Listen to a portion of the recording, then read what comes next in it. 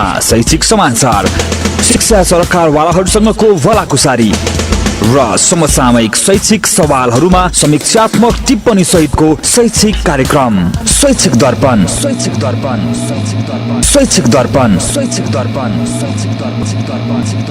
प्रस्तुता तेजेन्द्र प्रसाद भुसालका साथ सुन्न नछुटाउनुहोला।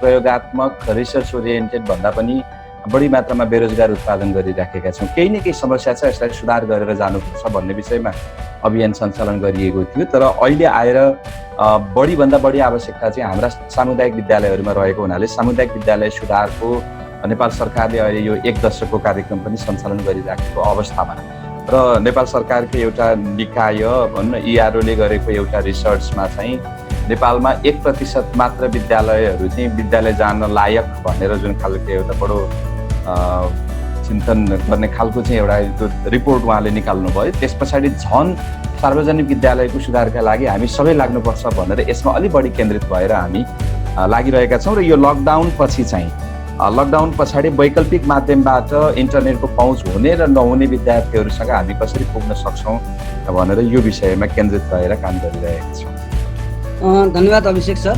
अब हेरम्बराज कणेल सरलाई संक्षिप्तमा परिचय दिनु हुनको लागि हार्दिक अनुरोध। हजुर नमस्कार, म हेरम्बराज कणेल, म विश्व निकेतन नमुना माध्यमिक विद्यालय काठमाडौँ त्रिपुरेश्वरमा प्रधान अध्यापकको रूपमा म कार्यरत छु।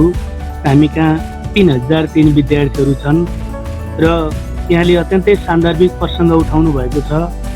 नेपाल सरकार शिक्षा विज्ञान तथा प्रविधि मन्त्रालयले आजबाट 2077 साल आषाढ 1 गतेबाट त्यो वैकल्पिक विधि भर्चुअल विधिहरू प्रयोग गरी पठन पाठन सुरु गर्ने भनिरहेको अवस्थामा यी सबै भर्चुअल विधि जोडिन आउँछ। आखिर धेरै ग्राहक भएको नेपाल टेलिकम हो र नेपाल टेलिकमको अहिलेको युवा अवस्थामै नेतृत्वमा पुग्नुभएका व्यक्ति यति धेरै गर्न सकेका छैन। डिभाइसको अभाइलेबिलिटी होला, खर्च गर्न सक्ने कुराहरू होला, कनेक्टिभिटीलाई चाहिँ अनइन्टरेक्टेड तरिकाले हाई स्पिडमा बनाउने कुराहरू होला। भविष्यमा यसलाई सुधार गर्दै जाने हो र अनलाइन मार्फत गर्ने हो भने, शिक्षा दिने हो भने यसले विद्यार्थीको सिकाइलाई अझ मजबुत बनाउँछ, उहाँहरूको चाहिँ ज्ञानको दायरालाई निकै फराकिलो बनाउँछ। त्यसले गर्दाखेरि भोलिको जुन हाम्रो कर्णधार भनेर हामी विद्यार्थीहरू भन्छौँ, उहाँहरू स्किल शिक्षाको हिसाबले, सामाजिक उत्तरदायित्वको हिसाबले, देशप्रतिको जिम्मेवारीको हिसाबले धेरै कुरामा सक्षम हुनुहुन्छ र त्यो भनेको त्यसको लागि एसेट हो।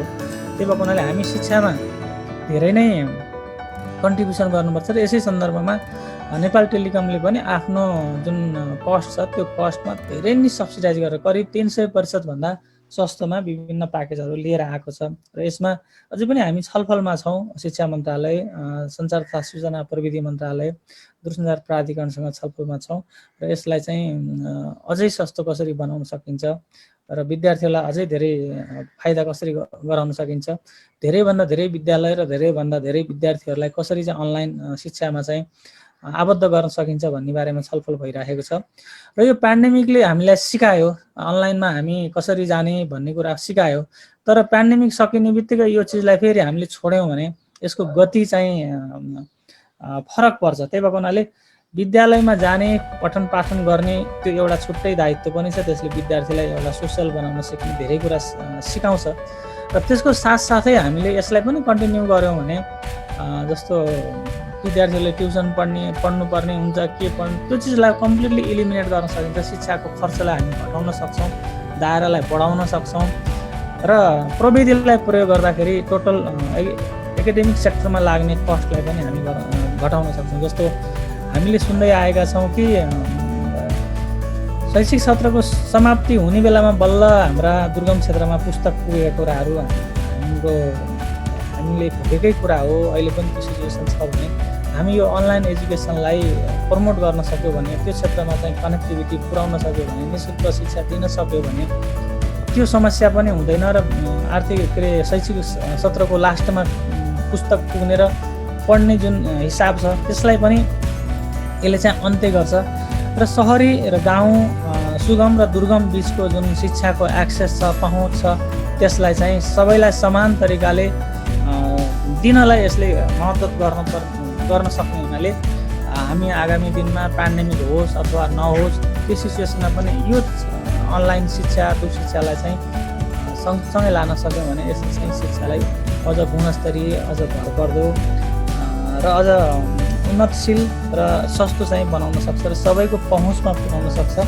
यसको निम्ति नेपाल टेलिकमले धेरै नै सहकार्य गर्न चाहिरहेको छ र अहिले जुन नेटवर्क विस्तार हामी गर्दैछौँ यो पेन्डेमिक सकिएपछि आगामी 6 महिनाभित्रमा हामीले सबै क्षेत्र, सबै वडा कार्यालयसम्ममा हाम्रो हाई स्पिड कनेक्टिभिटी पुर्याउने भनेर हामीले योजना पनि बनाएका छौँ र अहिले नेपाल सरकारबाट जुन बजेट तथा नीति तथा कार्यक्रममा आएको छ त्यसमा पनि यो कुराहरू सम्बोधन भएको हुनाले हामी त्यसमा काम गर्दैछौँ र त्यस पछाडि यसलाई अझ गतिशील रूपमा अझ भरपर्दो रूपमा हामी बनाउन सक्छौँ।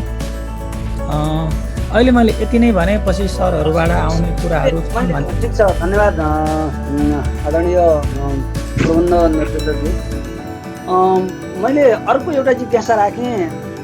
हाम्रो चाहिँ जस्तै हाम्रा चाहिँ कनेक्टिभिटी प्रदायक संस्थाहरू नेपालमा अहिले चाहिँ रहेका कनेक्टिभिटी प्रदायक संस्थाहरूको पेन्डेमिकको अवस्थामा चाहिँ आम नागरिकहरूलाई दिने विशेष सुविधा, सामान्य अवस्थामा भन्दा पेन्डेमिकको अवस्थामा चाहिँ आम नागरिकलाई दिने विशेष सुविधा र अन्तर्राष्ट्रिय अभ्यासमा के कस्तो भिन्नता यहाँले चाहिँ खोजी गर्नुभएको छ?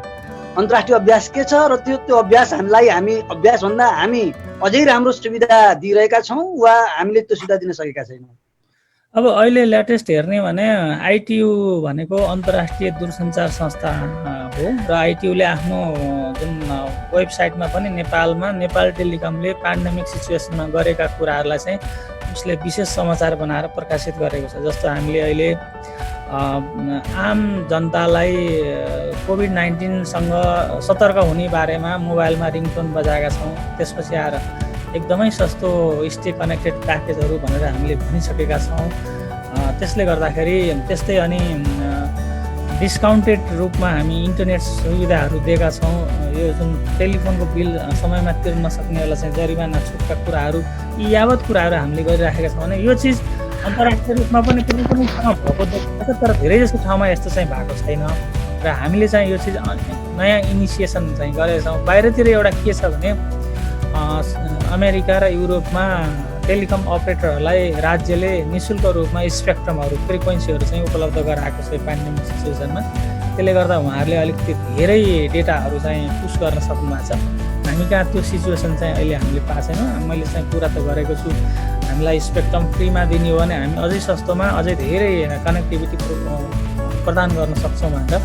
र समग्रमा हेर्दाखेरि अन्तर्राष्ट्रिय रूपमा पनि अहिले पेन्डेमिक सिचुएसनमा डेटा नेटवर्कलाई चाहिँ बनाउने वर्किङ फ्रम होम कन्सेप्टमा अथवा रिमोट लर्निङ अथवा डिस्टेन्स लर्निङका कुराहरू, अनलाइन लर्निङका कुराहरूलाई प्रमोट गर्ने हिसाबले उहाँहरूले चाहिँ काम गर्नुहुन्छ। हामीले पनि त्यही हिसाबको काम गरेका छौँ। अन्तर्राष्ट्रिय रूपमा यस्तै नै छ अहिले चाहिँ। अनि अब अहिलेसम्म चाहिँ नेपाल टेलिकमले चाहिँ प्रयोग गरेको प्रविधिभन्दा अहिलेको पेन्डेमिक र आफ्टर पेन्डेमिक आम विद्यार्थीहरूको चाहिँ भर्चुअल लर्निङको लागि चाहिँ आवश्यक पर्ने कुनै नयाँ प्रविधिको चाहिँ जडान अथवा त्यस्तो केही अझै चाहिँ सस्तोमा अझै सुविधा सम्पन्न तरिकाले जडान गर्ने प्रयोग गर्न सक्ने गरी कुनै योजना छ तत्कालको लागि? यसमा चाहिँ हामीले अघि मैले पनि भने हाम्रो अहिलेको ठुलो प्लान भनेको हामीले देशभरि हरेक स्थानीय निकायसम्म फाइबर र मोबाइल ब्रोडब्यान्ड मार्फत चाहिँ कनेक्टिभिटी पुर्याउने हो। यसमा आधाभन्दा बढी हामी पुर्याइसकेका छौँ। अहिले लगभग 600 जति स्थानीय तहसम्म हाम्रो मोबाइल ब्रोडब्यान्ड 4G नेटवर्कको कनेक्टिभिटी पुगिसकेको छ भने केही ठाउँ बाँकी छ र त्यो पनि पुगिसक्यो। अब आउने 6 महिनामा हामी त्यो सकाउँछौँ र हामी कनेक्टिभिटी प्रदान गर्ने संस्था भएको हुनाले हाम्रो काम भनेको दुईटा पक्ष बिचको चाहिँ अविच्छिन्न सञ्चार सुविधा प्रदान गर्ने। त्यो भनेको लर्निङको कुरा छ भने एक ठाउँमा शिक्षकहरू हुनुहुन्छ अथवा कन्टेन्ट हुन्छ, अर्को ठाउँमा चाहिँ विद्यार्थी हुनुहुन्छ अथवा चाहिँ त्यो कन्टेन्ट प्रयोग गर्ने व्यक्तिहरू हुनुहुन्छ। त्यो बिचको चाहिँ अविच्छिन्न प्रदान गर्ने हो। एप्लिकेसन कुन युज गर्ने, शिक्षाको लागि कुन युज गर्ने भन्ने कुराहरू चाहिँ त्यो शिक्षासँग रिलेटेड सङ्घ संस्थाहरूले नै कुन एप्लिकेसन युज गर्दा सहज रूपमा सिकाइ हुन्छ भन्ने कुराहरू चाहिँ उहाँहरूले बनाउने हो।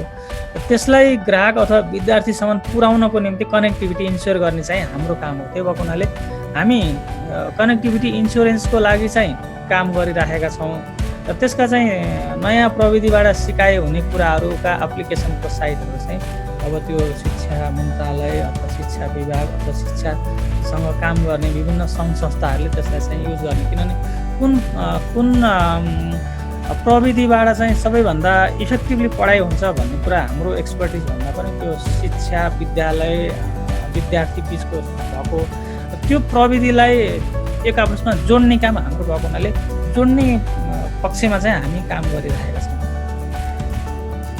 हस्, धन्यवाद। मैले अब आदरणीय प्यानल मेम्बर साथीहरूमध्ये अभिषेक सरलाई जिज्ञासा राखेँ। अभिषेक सर सुनिरहनु भएको छ? म सुन्दैछु sir.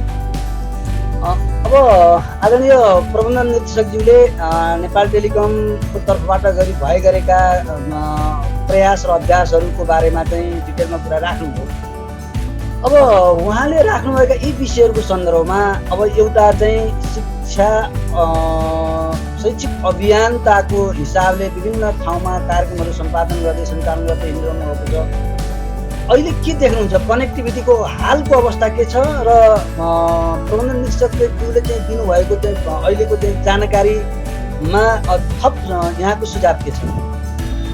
Bus thank you Tejendra sir. म आदरणीय दिल्ली सरले भन्नुभएका कुराहरूलाई मैले लेखेर राखिरहेको थिएँ। मैले हिजो केही समय नेपाल दूरसञ्चारको वेबसाइट पनि मैले हेरेको थिएँ र विगत यो 3 महिना पछाडि लकडाउन सुरु भइसके पछाडि नै हाम्रो कनेक्टिभिटीको अवस्था कस्तो छ त, हामी इन्टरनेटका माध्यमबाट कति प्रतिशत अभिभावक विद्यार्थीसँग जोडिन सक्दा रहेछौँ, टेलिफोन मात्रैको कभरेज कति रहेछ भनेर केही समय अगाडि स्टडी गर्दा झन्डै 95% नेपाली जनताहरू चाहिँ भनौँ नेपालको टेरिटोरी चाहिँ टेलिफोन नेटवर्क भनेको टावरको कभरेजमा भएको भन्ने सूचना प्राप्त गरियो।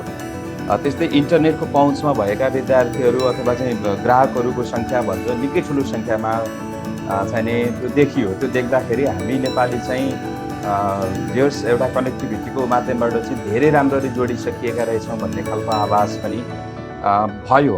तर एउटा समस्या हामी कहाँ के देखियो भने जस्तो मानौँ म आफै पनि अहिले काठमाडौँभन्दा बाहिर विभिन्न यो दुर्गम क्षेत्रमा विशेष गरी तराईकै क्षेत्रमा त्यो पनि अलिकति हाइवेभन्दा धेरै तलका क्षेत्रहरूमा चाहिँ पुगेर त्यतैबाट मैले यो इन्टरनेटका अनलाइन क्लासेसहरूमा जोडिँदै गर्दा मेरो मोबाइलमा 4G चल्छ होइन, 4G चल्छ। अब मैले टावर देखाउँदा 4G देखाउँछ तर फेरि पनि प्र्याक्टिकल उसमा चाहिँ इन्टरनेट त्यो देखिँदैन। मैले नेपाल टेलिकमलाई आक्षेप लगाउन अथवा त्यो खालको अभिप्रायले मैले भन्न खोजेको कुरा त होइन। तर के छ भने हामी कहाँ नेपाल सरकारले देखाएको सेवा प्रदायक संस्थाहरूले देखाएको डेटा जुन छ त्यो डेटा चाहिँ अलिक प्र्याक्टिकल होइन कि भन्ने मलाई लाग्यो। त्यस कारणले हामीले जसरी नेपाल सरकारबाट अथवा नीति नियामक जति पनि संस्थाहरूबाट हामीले यस्ता खालका नीतिहरू बनाउँछौँ त्यो बनाउँदाखेरि अलिक प्र्याक्टिकल बेसलाई बनाइयो भनेदेखि त्यसले अलिक सहजता उत्पन्न गराउँछ कि भन्ने हाम्रो एउटा जिज्ञासा हो। अहिले आजबाट नेपाल सरकारले वैकल्पिक विधिबाट पठन पाठन गराउने भनेर एक किसिमको निर्देशिका जारी गरेका छ। क्याप्सनले पनि रेडियो टेलिभिजनबाट आजबाट चाहिँ प्रोग्राम चलाउने भनेर उहाँहरू पनि अगाडि बढ्नु भएको छ।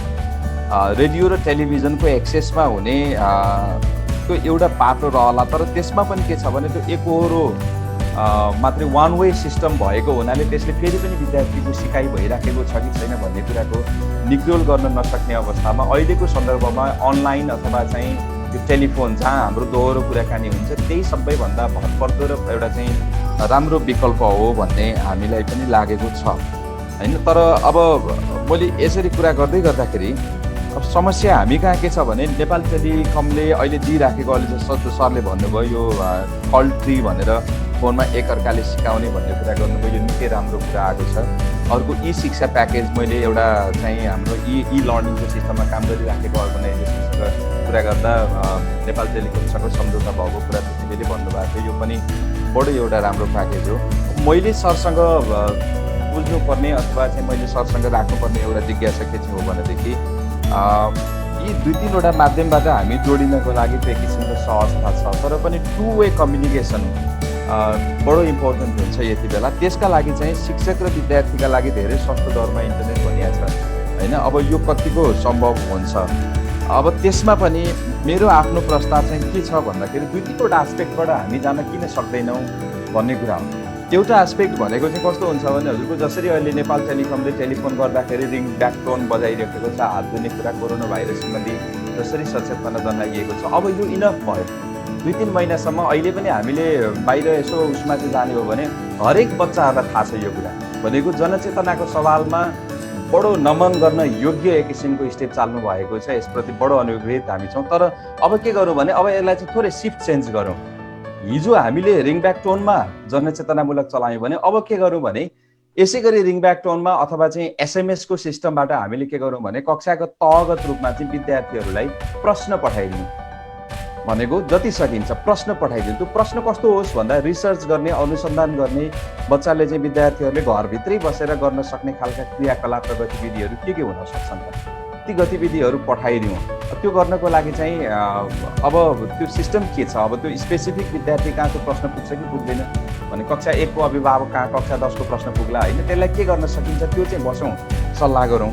तर त्यसो भइदियो भने के हुने रहेछ त भन्दाखेरि प्रत्येक दिन एउटा प्रश्न पठाइदिने भने अभिभावकलाई पनि बच्चालाई यसरी गाइड गर्नु होला भन्ने खालको त्यो किसिमको मेसेज पनि गयो र विद्यार्थी पनि कुनै न कुनै खालको गतिविधिहरूमा चाहिँ उनीहरू एक्टिभ भयो। र फेरि अर्को प्रोत्साहनको लागि हामी के गर्न सक्छौँ भने त्यसलाई कन्टेस्टको रूपमा अथवा अन्य कुनै उसको रूपमा चाहिँ उनीहरूलाई प्रोत्साहित गर्ने सहभागिता बढाउने कुरा चाहिँ हामीले सल्लाह गरेर छलफल गरेर गर्न सक्छौँ। यसले पनि केही राम्रो काम गर्छ कि भन्ने मलाई एउटा लागेको। अर्को एउटा कुरा नेपाल टेलिकमले अहिले 1 आवरको अनलिमिटेड सुविधा प्रदान गर्नुभएको छ, त्यो बडो राम्रो छ। तर दिनभरि यो कल ट्री एउटा सिस्टममा जान्छ होइन। तर त्योदेखि बाहेक अब म दिनभरि म शिक्षक मैले 5 घन्टा मैले इन्टरनेट चलाउनु पर्ने भयो, म कहाँ वाइफाईको सुविधा छैन, म कहाँ भएको भनेको मोबाइलबाट डेटा लिन्छु र मैले चलाउँछु। त्यो हुँदा कम्तीमा 3 घन्टा 4 घन्टा 5 घन्टासम्मको दिनभरिको एउटा अफिस आवरको रूपमा चाहिँ प्रयोग गर्ने खालको अनलिमिटेड भयो भने त्यसले अरू पनि केही अलिकति सहयोग पुर्याउन सक्छ कि भन्ने हाम्रो मेरो व्यक्तिगत रूपमा म फिल्डमा बसेर काम गर्दै जाँदा अभिभावकसँग बच्चासँग पुग्दै गर्दाखेरिको एक किसिमको यो एउटा अनुभूति हो। र अर्को एउटा कुरा मैले जोड्नुपर्ने कुरा के रहेछ भनेदेखि हामी कनेक्टिभिटीको कुरा गर्छौँ, रेडियो टेलिभिजन त एउटा बाटो रह्यो होइन, तर इन्टरनेटसँग जोडिएर चाहिँ अगाडि बढ्दै गर्दाखेरि हामी कहाँ निकै ठुलो समस्या चाहिँ हामी शिक्षकहरू कहाँ डिजिटल लिटरेसीको समस्या छ। हामीले डिजिटल्ली अलिकति लिटरेट हुन सकिराखेका छैनौँ। शिक्षकहरूलाई अहिले उहाँहरू इन्टरनेट फ्रेन्डली हुन सकिराख्नु भएको छैन। त्यो विषयमा पनि अलिकति केही पहल गरेर अगाडि बढ्न सकिन्छ कि हुन। त्यो नेपाल टेलिकम अब योसँग जिम्मेवार संस्था होइन, तर पनि एक किसिमको एउटा भूमिका उहाँलाई डिजिटली लिटरेट बनाइयो भने सरहरूको ग्राहक पनि बढ्छन् होइन, त्यो किसिमको मार्केट एक्सपान्सन हुने कुरा पनि रहन्छ। र सँगसँगै यसले चाहिँ हाम्रो एजुकेसनको एक्सपान्सन अलिकति त्यसले सहज र इफिसियन्ट बनाउँछ कि भन्ने मेरो कुरा ब्याङ्क पछि जोड्दै गरेर। थ्याङ्क यू तेज। हस् ल, अनि अब धन्यवाद अभिषेक सर। हेरौँ न सर, एउटा प्रधानाध्यापक, एउटा नमुना विद्यालयको प्रधानाध्यापक कनेक्टिभिटीलाई आधार बनाएर धेरै चाहिँ शिक्षण सिकाइमा अहिले पनि संलग्न भइरहनु भएको छ। यहाँले कनेक्टिभिटीको सन्दर्भमा चाहिँ भोग्नुभएका समस्याहरू र सुझावहरू के छन्? हेरौँ सरलाई मैले अनुरोध गरेँ। धन्यवाद तेजेन्द्र भुषाल सर। आज बडो एकदम दुर्लभ संयोग यहाँले जुटाइदिनु भएको छ। युवा जुन म्यानेजिङ डाइरेक्टर हुनुहुन्छ नेपाल टेलिकमको, देशमा जुन यो कनेक्टिभिटी र टेक्नोलोजीलाई प्रवाह गर्ने जुन संस्थाको, उहाँबाट धेरै अपेक्षा अहिले राज्यले गरेको छ। त्यसै गरी एउटा ज्ञान बाँड्नेको रूपमा शिक्षकको भूमिका र त्यसै गरी शिक्षा क्षेत्रको अनुसन्धान गर्नुभएको रमाकान्त सापकोटा सर, उहाँले जुन लामो समयसम्म पेशागत नेतृत्व समेत गर्नुभयो र सार्वजनिक शिक्षाको रूपान्तरणको लागि एउटा महाअभियानमा जुट्नुभएका वृहत शिक्षा राष्ट्रिय अभियानका अभिषेक घिमिरे सर लगायत एनएनटिएको धेरै सरोकारवालाहरू आज उपस्थित छौँ। त्यसकारण म अत्यन्तै कृतज्ञता प्रकट गर्दछु।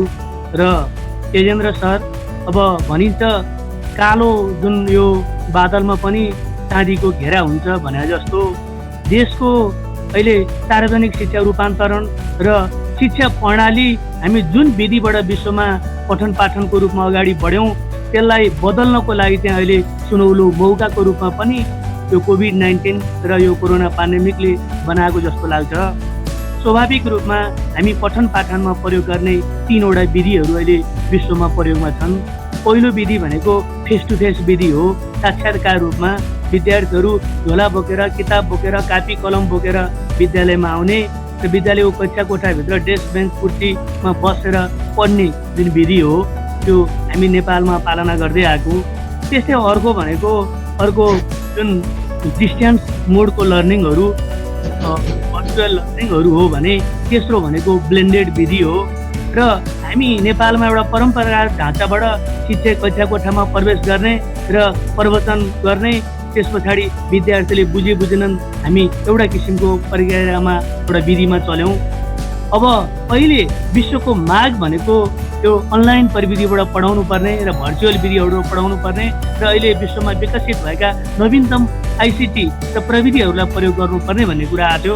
र नेपालमा चाहिँ अहिले अलिकति जुरुमनाएर अलिकति सजग बनाइदिएको छ। विदेशतिर त प्रयोग भइसकेको थियो। नेपालमा पनि पिएचडीमा, एमफिल तहमा, डिग्रीहरूमा र खुल्ला विश्वविद्यालय चाहिँ यो कार्यक्रम जुन सञ्चालन गरेका थिए, तर त्यति यो प्रचारमा आएको छैन भने अब अहिले विद्यालयहरूमा पनि जानुपर्ने स्थिति देखिएको छ। म त हेर्नुहोस्, म एउटा विज्ञानको विद्यार्थी हुँ र चार्ल्स डार्विनको एउटा सिद्धान्त छ, struggle for the existence, survival of the fittest, natural selection भनेर जस्तो यो समय अनुसार आफूलाई परिमार्जन गर्न सक्छ, मोडिफाई हुन्छ, त्यो रहन्छ। त्यो नसक्ने डाइनोसर जस्तो लोप भएर जान्छ भने जस्तो हामी पठन पाठन गर्नुपर्ने र ज्ञान बाँड्नुपर्ने जुन शिक्षकहरू हरेक कुरामा अद्यावधिक एकदम अपडेटेड हुन जरुरी छ। जो अपडेट हुँदैन ती शिक्षकहरू फेज आउट हुन्छन् भने जस्तो अहिले प्रविधिमा जानुपर्ने अवस्थामा धेरै देशभरि शिक्षकहरूले स्वतस्फूर्त रूपमा जस्तै एनएनटिए, एनएनटियु, एसटिएफसी लगायत धेरै अहिले नेल्टा लगायत धेरै विषयगत सङ्घ संस्थाहरूले यो बिचमा लाखौँ शिक्षकहरूलाई तालिम प्रवाह गरेर शिक्षकहरूले अहिले अनलाइनबाट नै त्यो प्रविधिसँग पठन पाठन गर्नुपर्ने कुराहरू सिकिरहेका छन्। र अब यस्तो कुरो आयो, मुख्य कुरो अब यसलाई सम्भावना छ कि छैन भन्ने कुराहरूमा अब अहिले यो त नगइकन हुँदैन। हेर्नु जस्तै दोस्रो विश्वयुद्धपछि विश्वमा अब खान नपाएर युरोपियन कन्ट्रीले कतिले चाहिँ भनेदेखि त्यहाँ औद्योगिक क्रान्ति भयो र अहिले विकास औद्योगिक देशको रूपमा अगाडि बढ्यो भने जस्तो नेपालको पनि सार्वजनिक शिक्षा रूपान्तरणमा जस्तै सरकारले 2076-2085लाई सामुदायिक विद्यालयहरूलाई सबलीकृत गर्ने र सार्वजनिक शिक्षालाई अब रूपान्तरण गर्ने भनेर एउटा महाअभियान लागेको छ। त्यसमा प्रविधि मैत्री शिक्षण पद्धतिहरूबाट मात्रै सफल हुन्छ। र कुरो आयो हामीले पनि अहिले जस्तै विश्वनिकेतन विद्यालयमा 3003 विद्यार्थीहरू छन्। हामीले अब पनि कुथी बलबुताले शिक्षकहरूलाई यो अनलाइनबाट हामीले यो तालिम दियौँ। तालिम दिँदा अधिकांश शिक्षकहरूमा एकदमै उत्साहका साथ उहाँहरू तालिममा सहभागी हुनुभयो र अनलाइनबाट कक्षा लिन सक्ने अवस्थामा उहाँहरू पुग्नुभयो। 80% भन्दा बढी शिक्षकहरू। र हामीले अहिले 8, 9, 10, 11, 12लाई हामीले सुरु गऱ्यौँ। सुरु गर्दा एउटा उद्योगको कुरा के छ भने कक्षा 11, 12 तर्फ भने करिब 35% विद्यार्थीहरू उनीहरू अनलाइन कक्षामा जुम अर्थात् त्यो गुगल मिटको कक्षामा उनीहरू सहभागी हुन सके। कक्षा 8, 9, 10 स्कुलतर्फका विद्यार्थीहरू करिब 15-20% भन्दा बढी आउन सकेनन्। र उच्च स्तरीय राष्ट्रिय शिक्षा आयोग 2076मा दिएको प्रतिवेदनमा नेपालका जम्मा 35% सामुदायिक विद्यालयमा मात्र विद्युतहरू पुगेको, त्यसै गरी 13% विद्यालयमा अब इन्टरनेट पुगेको, त्यसै गरी 12% विद्यालयमा कम्प्युटर ल्याबहरू र कम्प्युटरहरू रहेको भन्ने कुराहरू। त्यसै गरी अब अहिले शिक्षा मन्त्रालयले प्रकाशन गरेको जुन फ्ल्यास प्रतिवेदनमा कम्प्युटर सुविधा पुगेका विद्यालयहरू 8366 र सिकाइमा सूचना प्रविधि प्रयोग गर्ने विद्यालयहरू जम्मा 3675 मात्र पुगेको देखिन्छ र हामी राजधानीमा समेत विद्यार्थीहरू कम्प्युटरको पहुँचमा पुगेका छैनन्।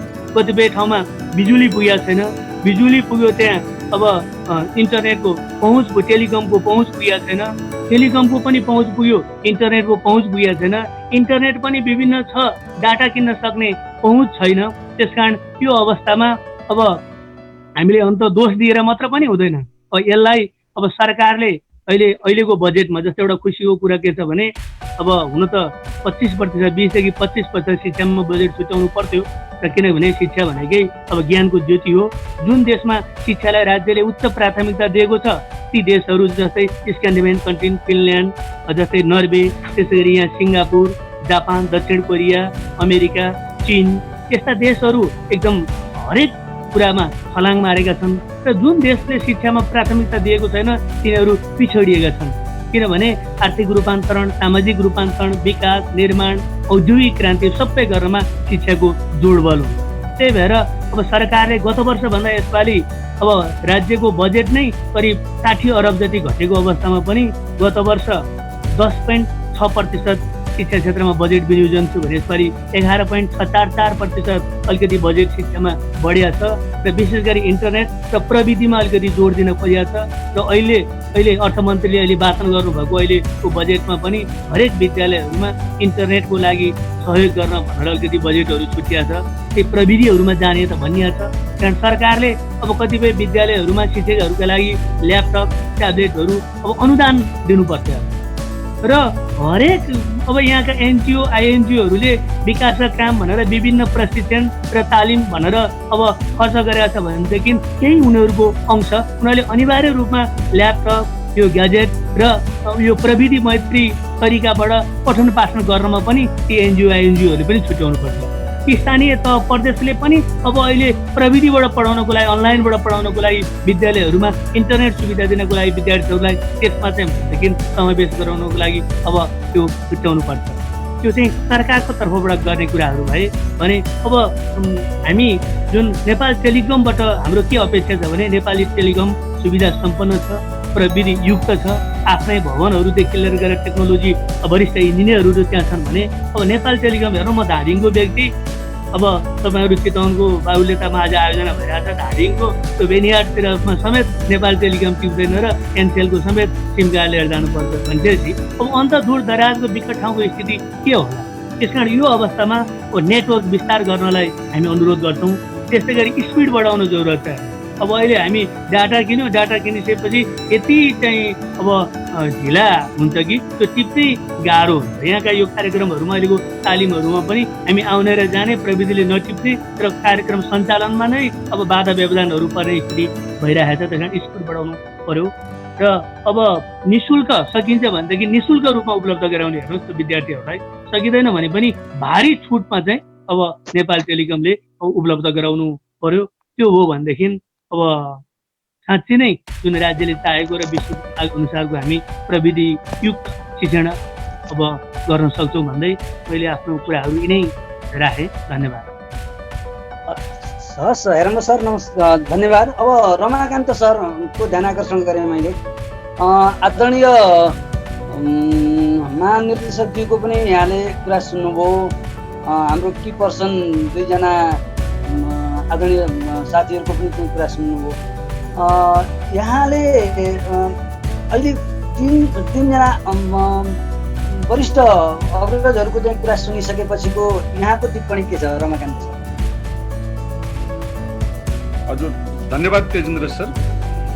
अब सर्वप्रथम त हाम्रो रमाकान्त सर क्यामेरा अलिक सेटिङ मिलाउनु होला है, क्यामेराको सेटिङ। हजुर हजुर, सबैभन्दा पहिले त सबैको राम्रो प्रस्तुति, व्यावहारिक प्रस्तुति रह्यो। म सबैलाई धन्यवाद ज्ञापन गर्न चाहन्छु। अब पहिले हाम्रो प्रबन्ध निर्देशक दिल्ली सरले चाहिँ राख्नुभयोबाट मलाई चाहिँ एकदमै आशा लाग्दो कुरा उहाँले के राख्नुभयो भन्दा यो महामारी नभएको भए असारसम्ममा चाहिँ हामी यो इन्टरनेटको एक्सेस, 4G को एक्सेस सबै ठाउँमा पुर्याउने, वडा वडासम्म पुर्याउने लक्ष्यमा थियौँ भन्नुभयो। त्यसो भइसकेपछि हामीले 3-4 महिना अहिले चाहिँ समयको चाहिँ क्षति गऱ्यौँ।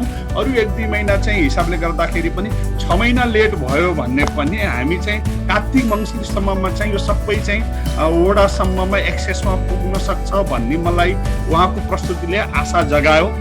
त्यस्तै होस्, म एउटा शुभकामना व्यक्त गर्न चाहन्छु। दोस्रो उहाँले के राम्रो कुरा गर्नुभयो भन्दा डिजिटल पुभर्टी, यो पुभर्टी नाप्ने चाहिँ एउटा चाहिँ भौतिक रूपले आय आर्जनको दृष्टिकोणले हुँदो रहेछ, एउटा शैक्षिक ज्ञान चेतनाको दृष्टिकोणले पनि हुँदो रहेछ। जोसँग शिक्षा ज्ञान भएन ऊ स्वतः उसले कुनै पनि अधिकार प्रयोग गर्न सक्दैन, त्यसो भए हुनाले स्वतः गरिब हुन्छ भन्ने अर्को एकाडेमिक एनालिसिस पनि हुँदो रहेछ। अर्को अब यो डिजिटल प्लेटफर्ममा काम गरिरहेका मान्छेको फेरि चाहिँ यो गरिबी नाप्ने चाहिँ अर्को एउटा चाहिँ अर्को आयाम आयो, यो digital level of digital poverty, गरिबीको रेखामुनि कति छन् यो एक्सेस नभएको मान्छे। जब शिक्षासँग अब यो अनिवार्य रूपले यो एक्सेस जोड्न पर्यो भनिसकेपछि, यसमा अनिवार्य निःशुल्क शिक्षा भनिसकेपछि त पब्लिक एजुकेसनमा सार्वजनिक शिक्षामा त सरकारले कन्ट्रिब्युसन पनि गर्नु पर्यो भन्ने ढङ्गले चाहिँ जे राख्नुभयो त्यो तर्कपूर्ण छ। र कल्ट्री मार्फत वा चाहिँ उहाँले अब यो 15 रुपियाँमा भनेपछि 1 महिनामा 450 रुपियाँमा चाहिँ जति पनि टेलिफोन गर्न सक्ने भयो त्यो हिसाबले चाहिँ हेर्दाखेरि। अनि अर्को चाहिँ यो 15 जिबीको चाहिँ प्याकेज 500 रुपियाँमा। अस्ति अघि चाहिँ त्यहाँ हेरम्ब सर पनि हुनुहुन्छ, मलाई लाग्छ अस्तिको गोष्ठीमा हुनुहुन्थ्यो। काठमाडौँमा केही देशभरिका राम्रो सामुदायिक क्षेत्रमा राम्रो गरिरहेका उत्कृष्ट विद्यालयहरूमध्ये 10-11वटा स्कुलको प्रस्तुति थियो। त्यहाँभित्र पनि म छिरेर हेरेको थिएँ। बुढालिनीकण्ठ बोर्डिङको प्रिन्सिपलले भनिरहनु भएको थियो, ठ्याक्कै चाहिँ डिल्ली सरले भने जस्तै एनटिसीले चाहिँ सँग हाम्रो एग्रिमेन्ट भयो। एनटिसीले दिएको चाहिँ यो प्याकेज चाहिँ हामीले जसको एक्सेसमा छैन हामीले त्यो विद्यार्थीलाई पुर्याएको छौँ। त्यसो गर्दाखेरि अहिले 100% विद्यार्थीहरू हाम्रो सम्पर्कमा आएको छ र हामीले फुल स्पिडमा चाहिँ हामीले क्लासै अनलाइनबाट हामीले एकदमै फर्मल हुने हिसाबले हामी टेक्स्ट नै हाम्रो चाहिँ करिकुलम मेटेरियल्स, टेक्स्ट बुकको मेटेरियल सबै हामीले चाहिँ विभिन्न स्कुलमा रुटिन बनाए जस्तै गरेर जान सकेका छौँ भन्नुभएको थियो। त्यसकारण चाहिँ यसले मतलब सक्दाखेरि त्यो प्रयोग हुँदो रहेछ भन्ने खालको कुरा चाहिँ एउटा त्यो बुढालिनीकण्ठ बोर्डिङले चाहिँ स्कुलले गरेको प्रयोग पनि भयो। अब बाँकी रह्यो अब केशव सरले अनि हाम्रो चाहिँ हेरम्ब सरले के अरे अभिषेक सरले, हेरम्ब सरले दुवैजनाले चाहिँ जे राख्नु भएको छ उहाँहरूको आफ्नो क्षेत्रबाट पर्याप्त चाहिँ एकदमै उन्नत विचारहरू राख्नु भएको छ। अब मैले उहाँहरूको कुरातिर चाहिँ म एकदमै सम्मान गर्छु र मैले चाहिँ अब धेरै उहाँहरूको कुरा दोहोऱ्याउन गएँ भने मेरो भन्ने कुरै चाहिँ छुट्ने भयो। त्यसो भए हुनाले चाहिँ म अब के यसको चाहिँ कन्क्लुजन के निस्क्यो होला लाग्छ मलाई भन्दा, हामी रेडियो टेलिभिजनको शिक्षाको विषयमा त अब हामीले गर्ने कि नगर्ने वा इन्टरनेट प्रयोग गर्ने कि नगर्ने, वैकल्पिक विधिबाट यो शिक्षण सिकाइ जे छ त्यो गर्ने कि नगर्ने भन्ने विषयमा त हाम्रो छलफलको उद्देश्य पनि भएन। हामीले यो बाटो नपछ्याएर सुकै छैन, किन भन्दा सन् 1920तिरैबाट शैक्षिक प्रशासन रेडियोबाट के अरे शैक्षिक प्रकाशन यो प्रसारण चाहिँ रेडियोबाट सुरु हुन थाल्यो हो। 1960को दशकबाटै चाहिँ टिभीबाट चाहिँ प्रसारण हुन थालेको हो। सबै प्रोग्राम कार्यक्रमको विविधतामा शैक्षिक कार्यक्रमहरू पनि प्रसारण हुन्थे। अब उहिलेदेखिबाटै हामीले चाहिँ 2037 सालबाटै नेपालमा हामीले रेडियोबाट शिक्षक तालिम भनेर प्र्याक्टिस गरेका कुरा थियो। शिक्षक रेडियो दिन्थ्यो उनीहरू सुन्थ्यो अनि त्यसपछि तालिम परीक्षा दिन्थे। स्कुलहरूमा रेडियो दिइन्थ्यो राष्ट्रिय शिक्षा पद्धति योजना लागू भइसकेपछि। त्यसकारण चाहिँ त्योहरू हामीले प्रयोग गर्न सकिन्छ सकिँदैन, प्रयोग गर्नुपर्छ कि पर्दैन भन्ने कुरै भएन। ओपन लर्निङ, खुला सिकाइ भने हामी कसैले प्रयोग गरेनौँ भने पनि बजारले प्रयोग गरिरहेको हुन्छ, समुदायले गरिराखेका हुन्छ, इन्डिभिजुअलले प्रयोग गरिराखेका हुन्छ, जति चाहिँ सक्यो एक्सेस बढिराखेका हुन्छ। तर अहिले आएर चाहिँ अब ठ्याक्कै चाहिँ यो इन्टरनेटसँग चाहिँ के भयो भन्दा रेडियो र टेलिभिजन समेत इन्टरनेटसँग चाहिँ जोडियो। यदि इन्टरनेटको एक्सेस भएन भने रेडियोका कार्यक्रमहरू पनि ती स्टोरेज पनि नहुने भए, प्रसारण पनि नहुने भए, सबैको एक्सेसमा पनि नहुने भए। अहिले चाहिँ हामीले यहाँ गरेको प्रोग्राम चाहिँ सबै लाइभ प्रसारण भइरहेछ। यसमा कि इन्टरनेटको एक्सेस छ र न रेडियोले लाइभ प्रसारण गर्न सकेका छ, हामी फेसबुक मार्फत प्रसारण गरिरहेछौँ, देश विदेशमा बसेको मान्छेले सुनिरहेछ। हामी चाहिँ हिजो अर्थतन्त्रमा 1985 वा 1992 तिर खुलाकरण के अरे खुला समाज, उदारीकरण, बोर्डरलेस सोसाइटी भन्थ्यौँ। अर्थतन्त्रमा बोर्डरलेस सोसाइटी भने त केमा आयो भन्दा टेक्नोलोजीमा भयो साँच्चै भन्यो भने। हामी क्लास चलाइरहेछौँ, अब कुनै एउटा स्कुलको विद्यार्थीलाई क्लास चलाइरहेको छैनौँ, कुनै एउटा फेरिको विद्यार्थीलाई क्लास चलाइराखेका हुँदैनौँ, विश्वका विद्यार्थीहरूलाई चलाइरहेको हुन्छ। त्यस कारण चाहिँ अब यो ज्ञानको क्षेत्रमा यो के भयो भन्दा बोर्डरलेस सोसाइटी भएर आयो। यो बोर्डरलेस सोसाइटी गर्नको लागि चाहिँ रेडियो टेलिभिजनसँग इन्टरनेटकै एक्सेस पुग्नुपर्ने भएको हुनाले चाहिँ इन्टरनेटको एक्सेस पुर्याउनको लागि चाहिँ टेलिकमले चाहिँ अरू धेरै चाहिँ गरोस्। र अघि सरहरूले चाहिँ अभिषेक सर र हेरम्ब सरले चाहिँ राख्नु भएको जस्तै यो आलोचना वा चाहिँ टेलिभिजनको चाहिँ के अरे एनटिसीको चाहिँ यो ऊ भन्दा पनि अब जिज्ञासा के भन्दा यो अनस्टेबल चाहिँ बेला बेलामा चाहिँ भइरहने चाहिँ छ इन्टरनेटको पनि। अब अर्को विद्युतको कारणले हुने कुरा चाहिँ अब यो एनटिसीले त विद्युतसँग अनि र अरू अब यो वर्ल्ड लिङ्कहरू अरू चाहिँ यो निजी क्षेत्रबाट चाहिँ यो इन्टरनेट प्रदान गर्छन्। यिनीहरूसँग एनटिसीको सम्बन्ध के हो विषयमा म त्यति बुझ्दिनँ।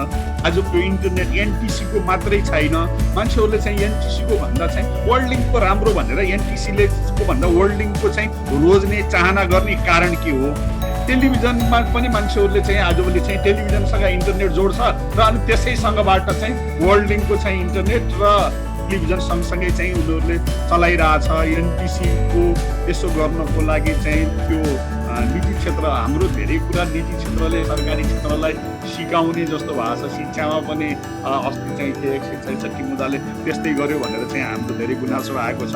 कतै चाहिँ हाम्रो चाहिँ यो एनटिसी भन्दा चाहिँ अरू प्राइभेट क्षेत्र चाहिँ अरू चाहिँ बलियो भएको भन्ने चाहिँ सन्देश त गएको छैन। मान्छे किन एनटिसीको नरोजिकन वर्ल्ड लिङ्कको रोज्नुपर्ने कारण के हो? यो एनटिसी र अरू चाहिँ प्रदायक संस्थाहरूको बिचको सम्बन्ध म त्यति बुझ्दिनँ। सायद म चाहिँ यो समय मिल्यो भने यो बुझ्न चाहन्छु। र अन्तिममा हामीले इन्टरनेटको एक्सेसबाट अहिले हामीले सानो आधारभूत तहका कक्षाहरू सञ्चालन गर्ने क्षमता सबै त्यो वातावरण एक्सेस नहुँदाखेरि पनि शिक्षकहरूको बिचमा त अहिले चाहिँ यो इन्टरनेट मार्फत अनलाइन क्लासहरू चाहिँ नपुगेसम्म हुँदै नहुने भयो। शिक्षकहरू मार्फत अभिभावकसँग जोडिनु पर्यो, अभिभावक मार्फत विद्यार्थीसँग जोडिनु पर्यो। साना बच्चाहरूको लागि चाहिँ यो विधि भयो। अघि दिल्ली सरले चाहिँ ठिकै राम्रै कुरा राख्नु भएको छ कि उहाँले के भन्नुभयो भन्दा हामी त चाहिँ यो टुल्स मात्रै हौँ, टुल्स आफै चाहिँ त्योसँग साइन्ससँग कला मिसाएपछि चाहिँ त्योसँग चाहिँ आर्ट मिलाइसकेपछि बल्ल टेक्नोलोजी भन्ने हो। त्यो त डिभाइस मात्रै दिन्छ, त्यसले एक्सेस मात्रै दिन्छ। प्रोग्राम कस्ता राम्रा बनाउने, कति इफेक्टिभ बनाउने, कस्ता चाहिँ टिचिङ लर्निङ मेटेरियल्सहरू बनाउने त्यो त शिक्षा मन्त्रालयले बनाउला वा अरू चाहिँ व्यावसायिक के अरे अरू प्राविधिक शिक्षा व्यावसायिक शिक्षाले बनाउला, सम्बन्धित विषय शिक्षकहरूले बनाउनु होला, विज्ञहरूले बनाउनु होला, प्राथमिक तहको त्यो सबै प्याकेज त उहाँहरूले बनाउनु होला। त्यसलाई सजिलैसँग सर चाहिँ अनस्टेबल नहुने गरी चाहिँ रेडियोबाट टेलिभिजनबाट सबैसँग चाहिँ यसको कनेक्टिभिटी जोड्ने काममा चाहिँ एनटिसीले चाहिँ अग्रणी भूमिका चाहिँ खेल्न सक्छ भन्ने कुरो चाहिँ अब लिडरसिपको हिसाबले पनि दिल्ली सरप्रति चाहिँ हाम्रो चाहिँ जानिराखेका मान्छे हुनाले बढ्ता विश्वास छ। तपाईँ एकदमै जिनियस पर्सन हुनुहुन्छ पढ्ने बेलामा पनि, अहिले पनि तपाईँको निष्ठा र तपाईँको लगनशीलताप्रति चाहिँ हाम्रो चाहिँ त्यो विश्वास छ। र तपाईँले चाहिँ यो अनस्टेबल हुने कुरा रोक्नको लागि र अरू चाहिँ भन्दा एनटिसी चाहिँ रोजाइमा आउनको लागि र तपाईँले भने जस्तो हिउँदभरिमा चाहिँ एक्सेस पुग्छ, वडासम्म पुग्छ भन्ने चाहिँ तपाईँको कमिटमेन्ट पुरा हुने चाहिँ सम्भावनाको चाहिँ विषयमा म केही कुरा सुन्न चाहन्छु। धन्यवाद, नमस्कार।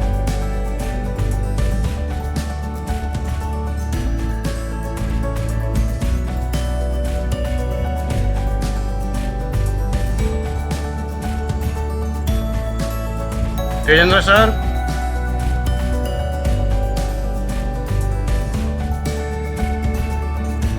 के भयो मेरो चाहिँ अनम्युट के अरे म्युट भएर चाहिँ के सुन्नु भएको थिएन? एकदम ठिक छ सर, तपाईँको सबै प्रष्ट थियो, अन्तिमसम्मै सुनिया थियो। पुरै प्रष्ट थियो सर आवाज। मैले यहाँ हेर्दाखेरि त मैले बोल्न छोड्ने बित्तिकै यहाँ चाहिँ म्युट भएर चाहिँ कि होइन, उता होस्टले म्युट गरे होला सर। प्रश्न पुरै थियो सर। खै त होस्ट कता जानुभयो होला त?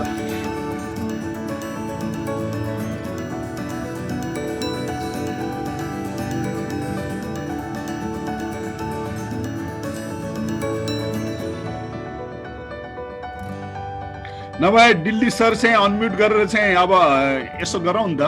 उहाँ हराउनु भएको कारणले आएका चाहिँ 2-4वटा जिज्ञासाहरू मा दिल्ली सरको आफ्नो प्रतिक्रिया व्यक्त गर्दै गरौँ। तपाईँ अफिस जानुपर्ने हो दिल्ली सर? जानुपर्छ सर, म यो सकाएर अनि बल्ल, मलाई हतार छैन। त्यस्तो भए अहिले तपाईँ चाहिँ यो हामी 3जनाले चाहिँ राखेको कुरामा अब केही थप तपाईँको प्रतिक्रिया भए राख्दै गरौँ। यहाँ तेजेन्द्र सर नआउनु भयो हुनाले अहिले अब होस्ट भनेर पनि भन्नुभएको रहेछ मलाई, त्यति भयो हुनाले चाहिँ अलिकति चाहिँ त्यति मैले दृष्टता गरेँ। हजुरले चाहिँ अब कुरा राखौँ अनि त्यसपछि तेजेन्द्र सर आउनु होला र अगाडि होइन, म छु सर, म छु। अब हेरम्ब सरले चाहिँ, हेरम्ब कुमार श्रेष्ठ सरले चाहिँ संक्षेपमा 2-3 मिनटभित्रमा चाहिँ 3-4 मिनटभित्रमा चाहिँ आफ्नो कुरा राखिदिनु होला सर। हाम्रो व्यवस्थापकीय समूहमा हुनुहुन्छ हेरम्ब सर आज। ल त्यसो गरौँ। तपाईँ नभए हुनाले पो मैले त्यसो भने हो त, कहाँ म त्यहाँ हजुर हेरम्ब सर। हेरम्ब सरको म्युट छ। मैले हेरम्ब सर चाहिँ के कतै हुन्छ। हेरम्ब सर अहिले हेरम्ब सरलाई चाहिँ मैले ध्यान आकर्षण गर्न सकिनँ। म्युट उहाँको अनम्युट गरेर मैले अनम्युट गरेको म्युट भइरहेको छैन। ठिक छ, अब हामी 2जना हेरम्ब छौँ, कुन चाहिँ हो भनेर हो? ए होइन, हजुर हेरम्ब श्रेष्ठ भनिरहेको छु मैले, हजुरलाई नै हो सर। ल मैले सुनिरहेको छु तेजेन्द्र सर। हस्, अब हजुरले चाहिँ हजुरको तर्फबाट चाहिँ 2-3 मिनटमा चाहिँ केही विषय यो विषयमा केन्द्रित रहेर केही कुराहरू राखिदिन अनुरोध गर्छु। धन्यवाद तेजेन्द्र सर। यो अहिलेसम्म जुन प्रमुख वक्ताहरूले राख्नु भएकै कुरामा जोडेर अलिकति कुरो मात्रै राख्न चाहन्छु म। एउटा कुरा त नेपाल टेलिकमबाट जे जति सहुलियतहरू प्रदान गरिएका छन्, ती सहुलियतहरूका बारेमा हाम्रा विद्यार्थी र हाम्रा अभिभावक र हामी पनि सुसूचित हुनु जरुरी छ। त्यसका लागि कम्तीमा पनि विद्यालयसँग सम्बन्धित प्रधानाध्यापकहरूका लागि मात्रै भए पनि अब नेपाल टेलिकमबाट उपलब्ध गराइएका जुन अहिले 300% सम्मका छुटका कुरा भयो, यो सबैजनासँग यसको सूचना वा जानकारी नहुन सक्छ। यसको बारेमा सबैलाई जानकारी कसरी गराउन सकिन्छ भन्ने एउटा कार्यक्रम चलाउनु पर्छ जस्तो लाग्छ मलाई। र अर्को, विद्यार्थी समक्ष यो छुट सुविधा उपलब्ध गराउनका लागि विद्यालय मार्फत कसरी जान सकिन्छ भन्ने कुराको पनि जानकारी लिनु आवश्यक देखेँ मैले। र अघि नै हाम्रो विश्वनिकेतनका हेड सर, मसँग नाम पनि मिल्छ उहाँको, हामी मिल्छौँ भन्छौँ, उहाँले भन्नुभएको छ असाध्यै थोरै विद्यार्थीको मात्रै पहुँच देखियो। यसरी अब यो अनलाइन मार्फत कार्यक्रम सञ्चालन गरिरहँदाखेरि जुन विद्यार्थी पहुँचमा छैनन् उनीहरूमा अलिकति नकारात्मक भावना उत्पन्न हुन्छ कि अथवा एउटा विभेदको जस्तो वातावरण सिर्जना हुन्छ कि त्यसतर्फ पनि हामी सचेत र सतर्क हुनु जरुरी लाग्छ मलाई। र अलिकति यो अब अनलाइनको उपयोगको लागि विद्यार्थी सँगसँगै अभिभावकहरूलाई पनि सूचनामूलक जानकारीहरू चाहिँ उपलब्ध गराउनुपर्छ जस्तो लाग्छ। र विद्यार्थीहरूलाई अनलाइन मार्फत अब यो फेस टु फेस सम्पर्कमा ल्याइरहँदाखेरि यो कनेक्टिभिटीको धेरै समस्या भएको कारणले शिक्षक र विद्यार्थीलाई आफूले अनुकूल भएको सम्बन्धमा त्यो सेवा उपलब्ध गराएर पढ्न पढाउन सकिने, सूचना आदान प्रदान गर्न सकिने गरेर प्रयोग गर्नुपर्छ होला। र अलिकति सकारात्मक सोच राखेरै प्रयोग गर्नुपर्छ जस्तो लाग्छ। जस्तै अघि यहाँ हाम्रो प्रबन्ध निर्देशक महाप्रबन्धकले भन्नुभएको थियो यो गरिबीको कुरो। मलाई लाग्छ मेरो विचारमा धेरै विद्यार्थी धेरै अभिभावकसँग त्यो स्मार्टफोन अथवा त्यो डिभाइस छ र हामीले प्रयोग गर्न नसकेको अवस्था हो जस्तो लाग्छ। मैले सानो उदाहरण दिन्छु। जस्तै कम्प्युटरलाई हामीले धेरै समयसम्म एउटा टाइपराइटरको रूपमा मात्रै प्रयोग गर्यौँ, मैले पनि त्यसै गर्थेँ। तर कम्प्युटरबाट अहिले हामी धेरै काम गरे जस्तै अहिलेका विद्यार्थीहरूले मोबाइललाई पनि खालि विभिन्न किसिमका खेलहरू खेल्नको लागि मात्रै प्रयोग गरिरहेको अवस्थामा त्यो मोबाइललाई चाहिँ पढाइ र सिकाइलाई यसरी चाहिँ प्रयोग गर्न सकिन्छ भन्ने कुराको जानकारी दियो भनेदेखि यो वास्तवमा यो अहिलेको यो विषम परिस्थितिमा त्यो मोबाइलको प्रयोग चाहिँ निश्चित रूपमा चाहिँ सिकाइमा प्रयोग गर्न सकिन्छ जस्तो लाग्छ मलाई। हस्, धन्यवाद। धन्यवाद हेरम्ब सर। आदरणीय श्रोता तथा दर्शकबिन, यहाँहरू भर्खरै रेडियो ट्युन गरिरहनु भएको छ भने यहाँहरूले सुन्दै हुनुहुन्छ रेडियो सेफर्ड एफएम, रेडियो प्रभाव र रेडियो साइन एफएम। त्यसै गरी फेसबुक लाइभमा पनि यहाँ प्रसारण यो कार्यक्रम भइरहेको छ र खुल्लापाटी.com.बाट पनि यो कार्यक्रमलाई चाहिँ हामीले प्रत्यक्ष प्रसारण गरिरहेका छौँ र हजारौँ श्रोताहरूले यो कार्यक्रमलाई चाहिँ रेडियो त्यसै गरी फेसबुक लाइभ मार्फत हेरी तथा सुनिरहनु भएको छ। हामी आज यो चौथो एपिसोडमा यो छलफलको चाहिँ चौथो चरणमा छौँ र हामीले चाहिँ यो प्यानल डिस्कसनको चाहिँ आजको चाहिँ छलफल थियो पेन्डेमिक पिरियडमा चाहिँ कनेक्टिभिटीको चाहिँ हालको अवस्था र यसबाट चाहिँ यसलाई सुधारको उपायहरू र यसको प्रयोग को अवस्थाको बारेमा छलफलको क्रममा छौँ र यहाँ प्यानल मेम्बर्स आदरणीय अग्रजज्यूहरूले चाहिँ धेरै कुराहरू राखिसक्नु भएको छ। सायद कि स्पिकर आदरणीय दिल्ली अधिकारी सरले चाहिँ ती सबै कुराहरूलाई चाहिँ रिपोर्ट गरिरहनु भएको छ होला। यदि यहाँ सहभागी साथीहरू यो रेडियो कार्यक्रम भएको हुनाले यसलाई चाहिँ अलि व्यवस्थित तरिकाले चाहिँ नियन्त्रित तरिकाले मैले कार्यक्रम सञ्चालन गरिरहेको छु र सबै साथीहरूलाई चाहिँ म्युटको व्यवस्था चाहिँ गरेको छैन। यदि यहाँ सहभागी भएका चाहिँ आदरणीय सहभागी मित्रहरूले कुनै चाहिँ जिज्ञासा प्यानल मेम्बरहरूलाई अथवा चाहिँ आदरणीय प्रबन्धन निर्देशकलाई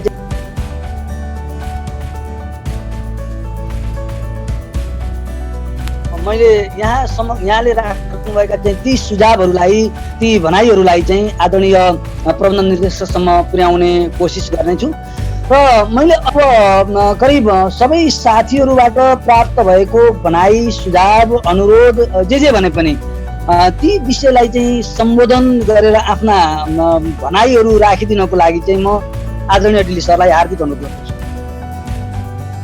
दिल्ली सर। धन्यवाद। फेरि पनि यहाँ धेरै राम्रा जिज्ञासाहरू आए, धेरै सुझावहरू पनि आए, केही गुनासाहरू पनि आए। ती सबैलाई मैले सरसर्ती चाहिँ केही रूपमा सम्बोधन गर्न चाहन्छु।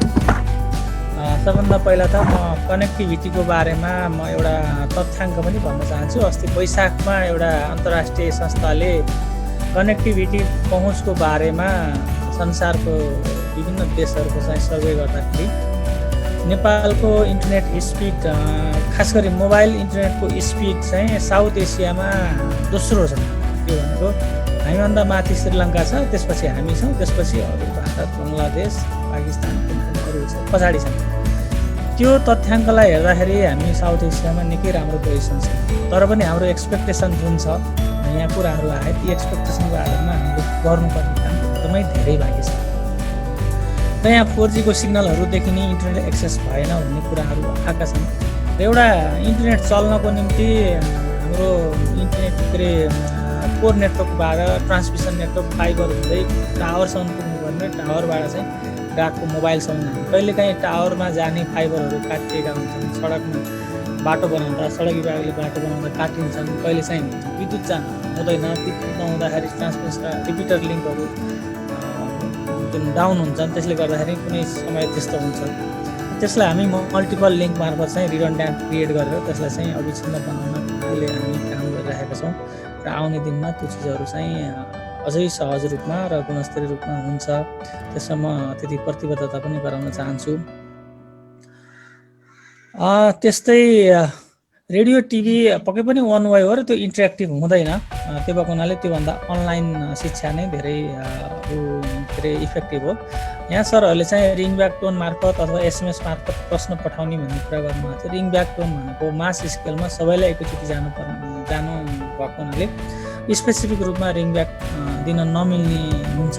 त्यो भएको हुनाले त्यो अप्ठ्यारो हुन्छ। तर SMS मार्फत विभिन्न क्लासहरूका विद्यार्थीहरूलाई प्रश्न पठाउन चाहिँ यदि हामीलाई कुन कुन क्लासको लाई के मेसेज पठाउने हो भन्ने खालको त्यो सेग्रिगेटेड नम्बर आउने भने त्यो नम्बरमा हामीले मेसेज मार्फत चाहिँ त्यस्ता क्वेसनहरू पठाउन सकिन्छ। त्यो चाहिँ म एउटा क्लियर कुरा गर्न चाहेँ। र यहाँ 1 आवर अनलिमिटेड हामीसँग अहिले डेटाको प्याकेज छ भने त्यसलाई 5 घन्टा पनि पुर्याउनु पऱ्यो, 5 आवर्ससम्म पुर्याउनु पऱ्यो भन्ने कुराहरू छ। यो अत्यन्त राम्रो सुझाव छ। र अहिले हामीले चाहिँ इन्स्टिट्युसनल एकाडेमिक प्याकेज भनेर जुन बुढा नीलकण्ठ अथवा चाहिँ यो काठमाडौँ युनिभर्सिटी लगायतले गराएको छ, त्यसमा हामीले चाहिँ 500 रुपियाँमा 18 GB डेटा 30 दिनसम्म प्रयोग गर्न पाउने हिसाबले हामी दिएका छौँ। त्यो भनेको एकदम नगन्य पैसा हो। यसलाई पनि विद्यार्थी र अभिभावकले अथवा स्कुलले बाँडेर गर्ने भने त्यो अझै पनि पैसा सस्तो बनाउन सकिन्छ विद्यार्थीहरूलाई। त्यसतर्फ चाहिँ स्थानीय निकाय, विद्यालय व्यवस्थापन र अभिभावकहरू मिलेर गर्ने भने त्यसलाई चाहिँ घटाउन सकिन्छ। र डिजिटल लिटरेसीमा नेपाल टेलिकमले सहयोग गर्नुपर्ने भन्ने कुराहरू छ। यो डिजिटल लिटरेसीमा चाहिँ हामीले विभिन्न CSR कार्यक्रमबाट गर्न त गरेका छौँ, तर यो टोटल्ली यसको टेलिकम सेक्टर अथवा चाहिँ यो ICT सेक्टरले गभर्न गर्ने कुराहरू हुनाले कम्प्युटर प्राधिकरण अनि सञ्चार तथा सूचना प्रविधि मन्त्रालयको बढी रोल हुन्छ। र यो चिजहरू चाहिँ के गर्न सकिन्छ सम्बन्धित निकायसँग थप छलफल गर्न चाहन्छु। त्यसको निम्ति विद्यालयहरू पनि प्रविधिमैत्री विद्यालयहरू पनि यो डिजिटल लिटरेसी घटाउन खोज्न सकिन्छ।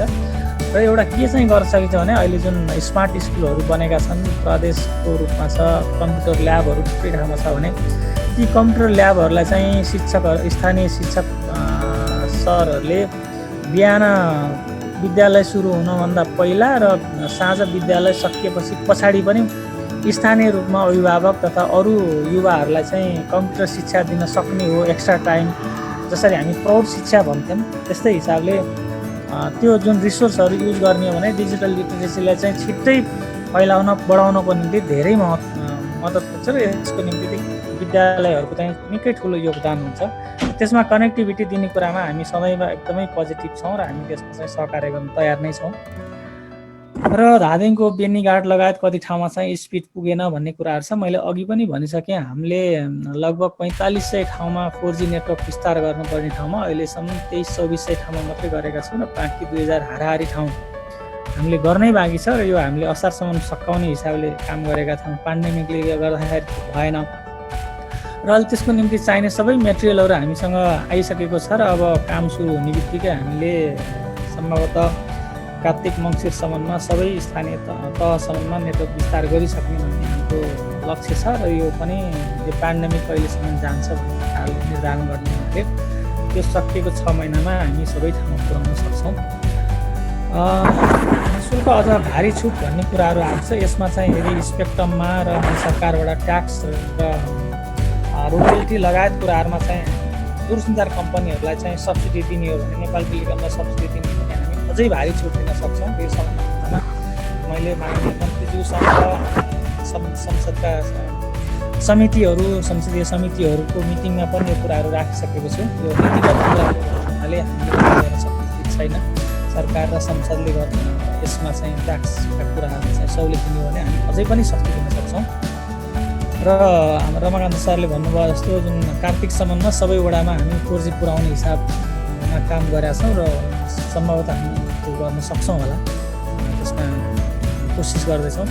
सङ्खुवा सभामा 4G नेटवर्क पुवर भनेर मैले यता मेसेजमा देखेको थिएँ र त्यो एरियामा पनि हाम्रो 4G एक्सपान्सन हुँदैछ। अहिले हामी यो वर्ष, यो अब आउने आर्थिक वर्षमा चाहिँ करिब 800 भन्दा बढी ठुला ग्राउन्ड बेस टावरहरू बनाउँदैछौँ भने एक्जिस्टिङ टावरहरूमा चाहिँ अपग्रेड गरेर 4G नेटवर्क बनाउने कामहरू पनि भइरहेको छ। कति ठाउँमा 2G 3Gहरूको पनि हामी काम गर्दैछौँ र कनेक्टिभिटी हाम्रो बेसिक फोकस हो। र यो वर्ष हामीले सबैभन्दा एउटा महत्त्व दिएको भनेको FTTS नेटवर्क हो। अहिले ADSL नेटवर्क छ। ADSL नेटवर्क भनेको टेलिफोन नेटवर्कमा हामी इन्टरनेट चलाउने हो, जसले चाहिँ अहिले जुन HD कन्टेन्टमा जुन भएका छन्, के अरे कन्टेन्टहरू छन्, त्यसलाई डेलिभर गर्न गाह्रो हुन्छ। त्यही भएर यहाँ कहीँ कतिपय ISP को चाहिँ सर्भिस राम्रो भन्ने कुराहरू पनि यहाँ सुनियो। र हाम्रो नेटवर्क यति रोबस्ट छ कि म सरहरूलाई यो कुरा निवेदन गरौँ, यो पेन्डेमिक सुरु हुँदाखेरि चैतको तेस्रो हप्तातिर कति ISPहरूको FTTS फाइबरको नेटवर्क भन्दा हाम्रो ADSL नेटवर्क धेरै राम्रो भएर यो पेन्डेमिकमा हाम्रो ADSL नेटवर्कको चाहिँ सब्सक्रिप्सन धेरै बढेको छ। तर ADSL नेटवर्क चाहिँ फ्युचर प्रुभन प्रविधि अहिले होइन र हामी यसलाई चाहिँ आगामी 3 वर्षमा हाम्रो सबै कपर बेस्ड जुन नेटवर्कहरू छ त्यसलाई चाहिँ फाइबरमा विस्तारित गर्ने हिसाबले काम गरिरहेका छौँ र अब आगामी वर्ष मात्रै हामीले करिब 2 लाख टेलिफोन लाइनहरूलाई फाइबरमा रूपान्तरण गर्ने र थप फाइबर चाहिँ जडान गर्ने भन्ने जुन हाम्रो कार्यक्रम सुरु भएको छ त्यसको निम्ति सम्पूर्ण व्यवस्थापन भइसकेको छ र काम गर्ने यो पेन्डेमिक सुरु सकिने बित्तिकै हामी त्यसमा चाहिँ एग्रेसिभ अगाडि रूपमा लाग्छौँ र हाम्रो फाइबर नेटवर्क र प्रतिस्पर्धीको फाइबर नेटवर्क बिचमा धेरै अन्तर छ। हामी जति भन्छौँ त्यति नै दिन्छौँ भने प्रतिस्पर्धीहरूले चाहिँ भनेको अनुसार चाहिँ ब्यान्ड चाहिँ अभाइलेबल नभएको धेरै गुनासोहरू हामीले पाएका छौँ र हामी यो फाइबरमा गइसके पछाडि जुन प्रतिस्पर्धीको भन्दा नेपाल टेलिकमको नेट स्लो छ भन्ने जुन गुनासो छ त्यसलाई कम्प्लिटली हामी रिभर्स गर्न चाहन्छौँ र हाम्रो क्वालिटी धेरै राम्रो हुनेछ। त्यसमा म प्रतिबद्धता पनि व्यक्त गर्न चाहन्छु। जुन नेपाल टेलिकमले विभिन्न सहुलियतहरू दिइरहेको छ त्यसको सूचना चाहिँ सम्बन्धित ग्राहकहरू अथवा विद्यार्थीहरूसम्म पुगेन भन्ने कुराहरू छ।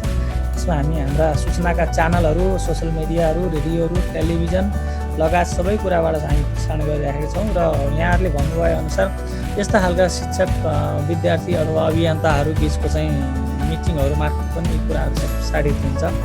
यो चिजहरू चाहिँ हामी प्रदर्शन गरिरहेका छौँ। यो सबैभन्दा राम्रो के हो भने विद्यालय मार्फत नै त्यो कुराहरू सूचना प्रभावित हुन सक्यो भने त्यो बढी इफेक्टिभ हुन्छ। त्यो पक्कै पनि हो, किनभने हाम्रो समाजमा जुनसुकै कुराहरू पनि शिक्षकले अथवा विद्यालयले भनेको कुराहरूमा सत्यता हुन्छ, त्यो कुरा चाहिँ साँचो हुन्छ।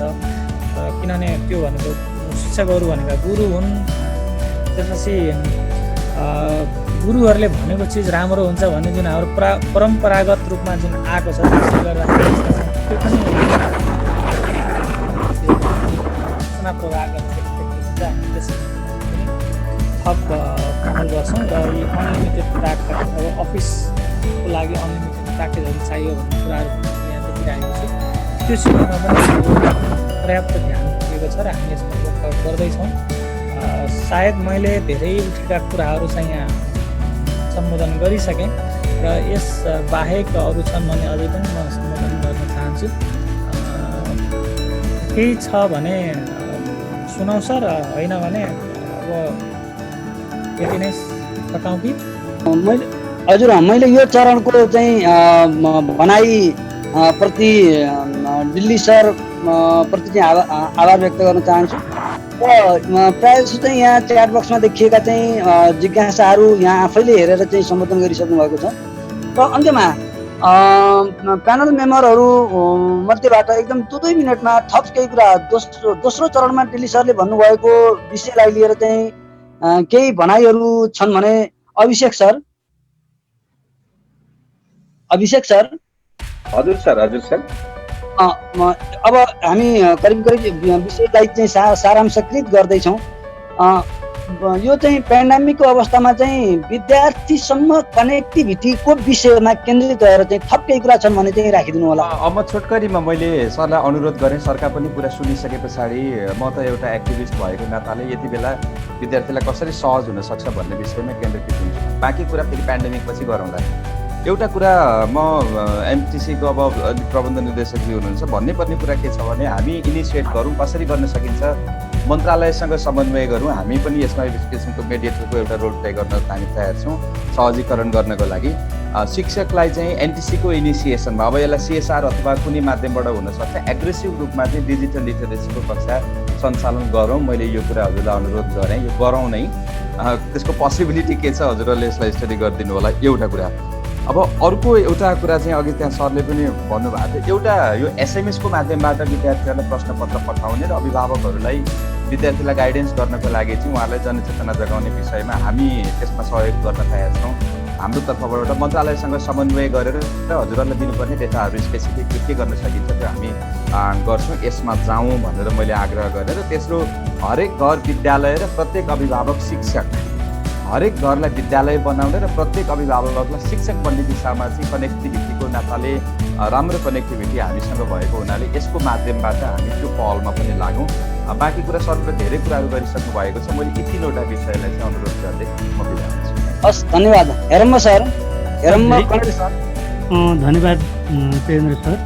धेरै कुराहरू डेलीराम अधिकारी सरले स्पष्ट पारिदिइसक्नु भएको छ। अब सरकारलाई अब टेलिकम लगायत नेपाल दूरसञ्चार प्राधिकरणलाई पहिले इक्विप बनाएर अगाडि बढाउनु पर्छ भन्ने कुरामा झकझगाउने काम धेरै भएको छ। र टेलिकमले चाहिँ अब हामी शिक्षकलाई, विद्यालयलाई र विद्यार्थीलाई अरू अझै सुविधाका जुन प्याकेजहरू यहाँहरूले प्रदान गर्नुपर्छ र दसैँ तिहारसम्ममा चाहिँ अप्टिकल फाइबरहरू 753वटै स्थानीय तहमा पुगिसकेपछि यस्तो समस्याहरू नआउने भन्ने कुराहरू एउटा एसुरेन्स पनि गराउनु भएको छ। म सन्तुष्ट छु। धेरै कुराहरूको हाम्रो कौतूहलता जिज्ञासा मेट्यो जस्तो लागेको छ। एकदम डिलिराम सर र आयोजक अब प्रति धेरै धेरै म आभार प्रकट गर्छु। धन्यवाद। यहाँ पाल्पाबाट चाहिँ एकाइ प्रमुख गोपाल बस्याल सरलाई देखिरहेको छु मैले। आदरणीय गोपाल बस्याल सर, मलाई सुनिरहनु भएको छ? हजुर सर, सुन्दैछ सर। हजुर ल, मैले हजुरलाई मात्रै, सहभागीहरू धेरैलाई दिइनँ, मैले हजुरलाई मात्रै एउटा वरिष्ठ व्यक्तित्वको हिसाबले चाहिँ अलिकति समय दिएँ। अहिलेसम्म सुनिएका कुराहरूको आधारमा चाहिँ केही सुझावहरू, केही चाहिँ जिज्ञासाहरू छ? यसमा चाहिँ म पहिले सुरुदेखि नै जोडिएर आजको कार्यक्रम सुनेर यो प्यानलिस्टहरू र अनि किनोट स्पिकरबाट राम्रो कुराहरू आयो। कुनै कुनै कुराहरू चाहिँ अहिले सुन्दाखेरि आदर्श लाग्ने खालको, खास गरी अब फेरि पनि कनेक्टिभिटीकै कुरा गर्दाखेरि यो अब अहिले युजर्स पनि बढेको अवस्था भएर होला। अब हाम्रो चाहिँ यो एक्सपेन्सन, सर्भिसको एक्सपेन्सन अलिक बढी गर्ने, तर क्वालिटीमा चाहिँ अलिकति समस्या देखियो।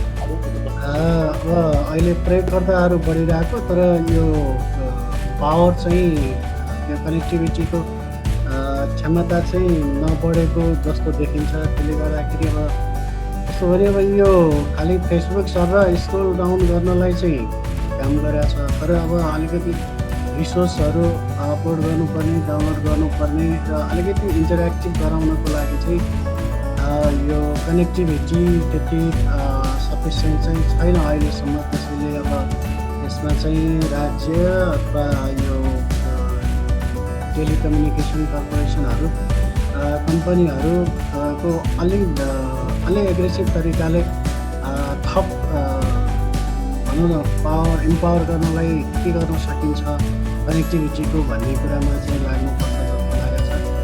र अर्को चाहिँ मलाई लागेको के भने अब हामी यो अहिले अब विद्यार्थीहरूलाई एकातिर चाहिँ यो एक्सेस प्लस यो डिजिटल लिटरेसीको हिसाबले इक्विप गर्नुपर्ने अवस्था छ। तर अब अहिले यो बिस्तारै बजार खुलेको अवस्थामा अब केही ग्याजेटहरू किन्ने अवस्था चाहिँ त बन्ला। फेरि पनि त्यसको एप्लिकेसन लेभलमा जानलाई चाहिँ स्टुडेन्टहरूलाई अब यो त्यति बढी सहज चाहिँ मैले देख्दिनँ। अब अहिले यो करिब 2 महिना जति यो प्रविधि मैत्री शिक्षक समाज अनि नेपाल राष्ट्रिय शिक्षक सङ्गठन अनि यता मेल्टा यी विभिन्न संस्थाहरूको एउटा भलन्टरी एफर्टबाट चाहिँ यो टिचरहरूलाई अलिकति डिजिटली इक्विप गर्ने क्लासहरू पनि भए। प्रविधि मैत्री शिक्षक समाजले त स्पेसली त्यो भनौँ न पावर पोइन्ट डिजाइनदेखि जस्ता कुराहरू समेत सिकाउनु भयो। कतिपय शिक्षकहरूले सिक्नुभयो, तर त्यो सिकाइ चाहिँ त्यति बढी त्यसले कति काम गर्यो अलिकति छलफलको विषय रहला। त्यसले गर्दाखेरि यो डिजिटल लिट्रेसीको पोइन्ट अफ भ्यूबाट हेर्दाखेरि पनि हामी जति बढी यो अनलाइन अथवा यो इन्टरनेट बेस्ड एजुकेसनमा इन्टरभेन्सन गर्न सक्छौँ यो बेलामा म चाहिँ त्यति बढी चाहिँ भनौँ न ह्याप्पी चाहिँ देख्दिनँ, अवस्था त्यस्तो देखिनँ। त्यसैले यो अहिले तत्काललाई के गर्न सकिन्छ भन्ने कुराहरूमा पनि अलिक बढी फोकस हुनुपर्छ होला। अब यो 4 महिनाको एजुकेसन लस जुन भइरहेछ यसलाई त्यति बढी हाउगुजी नबनाएर बिस्तारै हामी यतापट्टि चाहिँ एक्सेस पनि वृद्धि गर्ने, लिट्रेसी पनि डेभलप गर्ने र समग्रमा चाहिँ अब केही त्यस्ता सुविधाको प्याकेजहरू जस्तो यो अब 2-4 दिनमै निर्णय हुन्छ होला। यो मन्त्री क्याबिनेटबाट अन्तखेरि मन्त्रालयबाट भन्ने कुरा एउटा दिलीप सरले ल्याउनु भयो। त्यो भइदियो भनेदेखि कमसेकम यो कल अथवा एसएमएसमा अलिकति सुविधा भयो भने फोनको मार्फत पनि शिक्षक र विद्यार्थीको बिचमा अलिकति इन्टरेक्सन हुन सक्थ्यो। त्यसैले केही तत्कालको कन्टिन्जेन्सी खालको उपायहरू खास गरी अब कनेक्टिभिटी लगायत निकायहरूको बिचको कोअर्डिनेसनबाट अलिक छिटो आओस् भन्ने अपेक्षा मात्रै गर्न सक्छौँ हामी यति बेला चाहिँ अब। हस् सर, ल हस्, हामी समयको पाबन्दीमा छौँ। दिव्य सरले चाहिँ 2 मिनटमा आफ्नो कुरा राखिदिनु होला। मैले अनम्युट गरिदिएको छु। दिव्य सर। हस् सर, धन्यवाद सर। सबै सरलाई नमस्कार। सर, यो मैले एउटा क्वेसन पनि सोधेको थिएँ। अब कार्यक्रम अत्यन्त राम्रो पनि छ, डाटा प्याकेज पनि टेलिकम राम्रो उपलब्ध गराएको छ। अब यो पोस्टपेड अत्यधिक महँगो भयो भन्ने धेरै गुनासो पनि आइरहेको छ। हाम्रो साथीहरू धेरै पोस्टपेड पनि चलाउनुहुन्छ। डाटा प्याकेज किन्दा प्रिपेड क्लियर भएको यो 4Gबाट कार्यक्रम चलाउनु पनि सहज हो। पोस्टपेड अलिकति एक्सपेन्सिभ भइरहेछ भन्ने जिज्ञासा हो मैले हजुरले यही राखेको छ, विशेष गरेर दिदी सरले। हस्, धन्यवाद। धन्यवाद। अब प्यानल मेम्बरहरूको तर्फबाट चाहिँ अन्त्यमा रमाकान्त सरले 2-3 मिनटमा कुरा राख्नुहुन्छ। त्यसपछि चाहिँ बाँकी समय चाहिँ बढीमा 8-10 मिनट चाहिँ हामीले चाहिँ दिल्ली सरलाई दिन्छौँ र कार्यक्रम समाप्त गर्छौँ। रमा सर। हजुर, फेरि धन्यवाद सर। मैले बोल्नु पर्ला जस्तो त मलाई लागेको थिएन। त्यही पनि अब निष्कर्ष कस्तो निस्कियो भनेर भन्दाखेरि चाहिँ अब यो हामी आइटीसँग जोडिएर बेसिक एजुकेसन पुरा गर्नुपर्ने चाहिँ जिम्मेवारीमा रहेका हामी शिक्षकहरू हायर एजुकेसनमा अब मान्छेले चाहिँ अब यो लाइफ लङ लर्निङको लागि, कन्टिन्युअस लर्निङको लागि त इन्टरनेट प्रयोग गरि नै रहेको थियो। तर अहिले अब यो एकदमै कम्पलसरी भएर आयो। हामीले अब यो इन्टरनेटलाई स्कुलसँग जोड्नुपर्ने, बच्चासँग जोड्नुपर्ने, अभिभावकसँग जोड्नुपर्ने यस्तो बेला भइसकेपछि मूलत पहुँच बढाउनको लागि एउटा चाहिँ सुपथ मूल्य चाहिँ को खोजी भयो। जस्तै 4G चाहिँ प्रयोग गर्नुपर्ने अवस्था छ, महँगो, यसलाई के गरी सस्तो बनाउन सकिने होला, एउटा त्यो कुरा आयो। अर्को अब दिल्ली सरले भन्नुभयो फाइबरमा गइसकेपछि हामी सेवा प्रदायक प्रतिस्पर्धीहरूसँग भन्दा धेरै अगाडि आउँछौँ। अब हामीले त्यसको लागि पनि फाइबरमा जानको लागि साथै त्यो पनि एउटा एकाइसम्म फाइबरमा जानको लागि अलि समय हामीले धैर्य गर्नुपर्ने र हाम्रा उपभोक्ताहरूलाई, नागरिकहरूलाई शिक्षकहरू मार्फत धैर्य रहनुहोस्। अब हामीलाई चाहिँ एनटिसीले सबै ठाउँमा पुग्छ भन्ने चाहिँ सन्देश माग पनि हामी भइदिनु पर्ने होला है। र यो अब स्थानीय सरकार, प्रदेश सरकार, सङ्घीय सरकारले चाहिँ गरेर यो 500 रुपियाँमा 18 GB डाटा चाहिँ जुन उपलब्ध गराउने अहिले एनटिसीको सम्झौता हुने गरेको छ, त्यो सबै त्यो धेरै ठाउँमा माग आयो भने त्यो क्षमता कति होला भन्ने चाहिँ एउटा प्रश्न चाहिँ उब्ज्यो। त्यो अहिले त के बाध्यता भइसक्यो भन्दा अब प्राइभेट स्कुलहरू चाहिँ त्यो तबाट नगएसम्म चाहिँ अगाडि बढ्नै नसक्ने अवस्था हुनाले अरू धेरै मोटिभेसन चाहिँ प्राइभेट स्कुलको व्यवस्थापकहरू त्यतातिर धेरै चाहिँ अगाडि गइसक्नु भयो जस्तो चाहिँ आवाज पाइन्छ। अब त्यो बाटो गएन भने सामुदायिक विद्यालयले चाहिँ अब आफ्ना विद्यार्थीलाई पनि थाम्न नसक्ने स्थिति आउँछ। त्यसो भइसकेपछि उनीहरूले यो 18 GB अनि यो कल ट्री चाहिँ यहाँले नै भनेको सधैँ नै अघि भनेको कल ट्रीको बाटो, 18 GB को बाटो, एसएमएसको बाटो, यी बाटोहरू चाहिँ बिस्तारै बिस्तारै चाहिँ टिचरहरू पनि अभ्यस्त हुने, अब विद्यार्थीहरूलाई, अभिभावकहरूलाई पनि पिरोलो छ। अब शिक्षा मन्त्रीजीले नै भनिदिइसक्नु भएको छ चाहिँ उसमा दसैँ अगाडि क्लास चल्ने सम्भावना त म देख्दिनँ भनिसकेपछि त अभिभावकहरू पनि अत्तालिएको छ, के गरिकन यो बच्चाहरू थाम्ने होला भनेर भनिसकेपछि अब जानुपर्ने बाटो चाहिँ यो 18 GB को प्याकेज, कल ट्रीको प्याकेज, एसएमएसको प्याकेज फेरि डिपेन्ड गर्नुपर्ने। अब फेरि तपाईँहरू नै चाहिँ एनटिसी मार्फत नै त्यसो भए हुनाले 4Gलाई चाहिँ अलिकति सुपथ बनाउनु पर्ने। किन भन्दा फाइबर नपुगेको ठाउँमा वा चाहिँ एडिएसएलको चाहिँ एक्सेस नभएको ठाउँमा त चाहिँ अब त्यो 4Gमा नगए त सुकै छैन। त्यसो गर्नको लागि चाहिँ कति सम्भावना छ, माग अनुसार चाहिँ सप्लाई गर्न सक्ने त्यो चाहिँ सम्भावना छ कि छैन, त्यो मात्रै जिज्ञासा रह्यो। अरू आएका सुझावहरू त जे भोग्नु भएको छ भोगेका कुराहरू त राखि नै सक्नु भएको छ सरहरूले, थप समय नलिउँ। हस्, धन्यवाद। अब फाइनल राउन्डको चाहिँ विषय यहाँ उठेका चाहिँ थप सुझावहरूको बारेमा छोटकरीमा बढीमा 8-10 मिनटमा चाहिँ आफ्ना भनाइ राखिदिनु हुनको लागि म दिल्ली सरलाई अनुरोध गर्छु। धन्यवाद सर। अब यहाँ धेरै राम्रा सुझावहरू आए। ती पक्कै पनि ती सुझावहरू भनेका हाम्रो शिक्षालाई सुधार गर्ने कुरा, बालबालिकालाई गुणस्तरीय सेवा दिने कुरा नै हुन्। यसको निम्ति समग्र पक्षको चाहिँ एकीकृत सहयोग नभई हामी गर्न सक्दैनौँ। विद्यालय, नेपाल टेलिकम, शिक्षा मन्त्रालय, स्थानीय सरकार, अभिभावकहरू र विद्यार्थीको आफ्नो शासकीय दृष्टि पनि हुन्छ नि। त्यो भएको हुनाले यी समग्र पक्षको चाहिँ एकीकृत प्रयासबाट हामी यसलाई हासिल गर्न सक्छौँ। र यसमा अहिले सबैभन्दा च्यालेन्जिङ कुरा भनेको जस्तो अहिले एकजना सरले पनि कुरा गर्नुभयो, अभिषेक सरले, डिजिटल लिटरेसीको कक्षाहरू शिक्षकहरूलाई चाहिँ दिने भन्ने कुराहरू छ। यो अत्यन्त राम्रो कुरा हो। यसमा नेपाल टेलिकमले कतिको चाहिँ सपोर्ट गर्न सक्छ रिसोर्स पर्सनको रूपमा, त्यो चाहिँ मैले अहिले भन्न सक्दिनँ। र डिजिटल लिटरेसीको लागि कुनै प्याकेजहरू बनाउने कुराहरूमा हामी केही गर्न सक्छौँ होला, म यसमा अध्ययन गर्छु नै।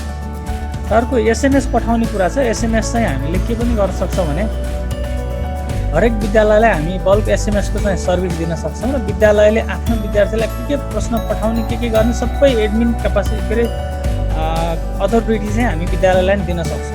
एकदम सस्तोमा हामी दिन सक्छौँ। त्यसमा सरहरूले एक्सेस के अरे छलफल गर्नु होला। हामीले कुनै विद्यालयलाई बल्क एसएमएसको सुविधा दियो भने त्यो विद्यालयले आफ्नो विद्यार्थीलाई के प्रश्न पठाउने, के गर्ने भन्ने चिजहरू चाहिँ त्यहाँबाट नि कन्ट्रोल गर्न सकिन्छ।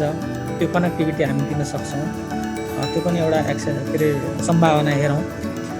र हरेक घरलाई विद्यालय बनाउने कुरा भनेको यो अनलाइन र डिजिटल मार्फत नै हो। यो एकदमै राम्रो कुरा हो। यो यसलाई चाहिँ व्यवहारमा लान सकियो भने यसले धेरै नै राम्रो बनाउँछ र विद्यार्थीलाई मात्रै नभइकन विद्यार्थीको अभिभावक लगायत सबैलाई चाहिँ शिक्षित बनाउन र नयाँ प्रविधिमा चाहिँ आबद्ध गर्न यसले चाहिँ सहयोग पुर्याउँछ। यसको निम्ति चाहिँ हरेक घरलाई चाहिँ कनेक्टिभिटी गर्नुपर्ने हुन्छ। त्यसमा हामी काम गर्दैछौँ।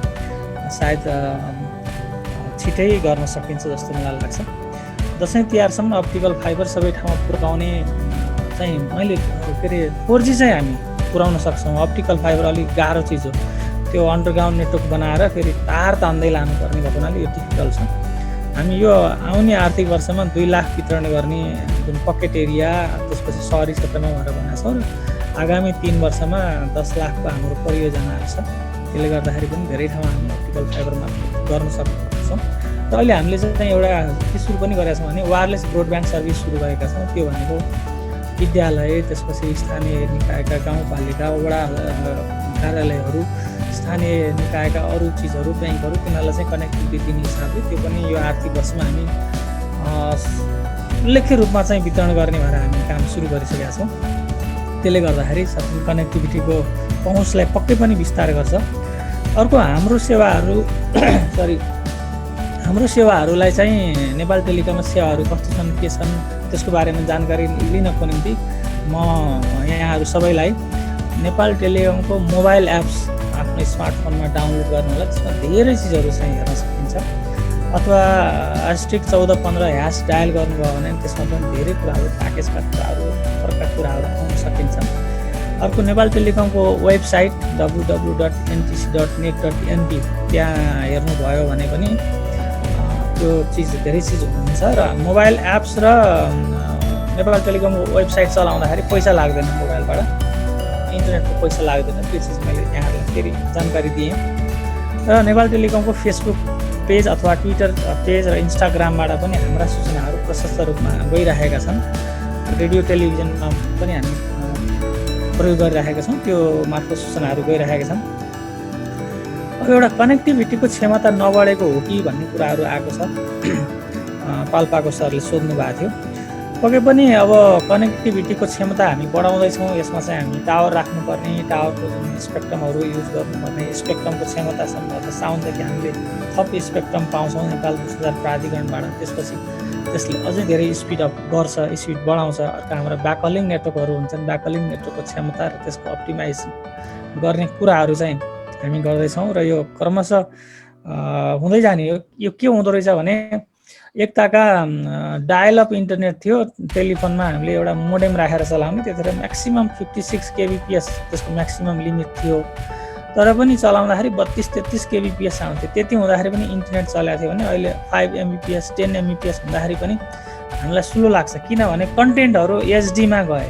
पहिला चाहिँ एकदम टेक्स्ट टाइपको इमेज पनि एकदम लो रिजोल्युसनका इमेजहरू हुन्थ्यो भने अब अहिले चाहिँ कन्टेन्टहरू एचडी कन्टेन्टमा गए, एकदम हाई भिडियो क्वालिटीका गए, त्यसलाई डेलिभर गर्न चाहिँ क्यापासिटी एकदमै धेरै चाहिने भएको हुनाले कन्टेन्ट अनुसार त्यो रोडहरू अथवा चाहिँ के अरे इन्टरनेट क्यारी गर्ने चाहिँ च्यानलहरू चाहिँ साँगुरा हुँदै जान्छ र त्यसलाई चाहिँ निरन्तर अप्टिमाइज गर्दै जानुपर्ने हुन्छ। हामी 2Gमा चलाउँथ्यौँ डेटा, 3Gमा चलाउन सुरु गऱ्यौँ, 5Gमा चलायौँ, केही वर्ष पछाडि के अरे 4Gमा चलाउँदैछौँ अहिले भने केही वर्षपछि 5Gमा चलाउनु पर्ने हुन्छ। त्यो भनेको कन्टेन्टको कारण र त्यसमा कति छिटो रियल टाइममा हामी हेर्न सक्छौँ भन्ने कुराले निर्धारण गर्ने हुनाले यी क्रमशः हुने चिजहरू हुन् र हामी क्रमशः यी क्षमताको अभिव्यक्ति गर्ने कामहरू गरिरहेका छौँ। एउटा यहाँ पनि त्यो कुरा, त्यो गुनासोहरू आयो र धेरै ठाउँबाट गुनासो आएको छ, पोस्टपेडको डेटा अलिकति एक्सपेन्सिभ भयो भन्ने कुराहरू छ र सुरु एक त पोस्टपेड लिन पनि महँगो छ।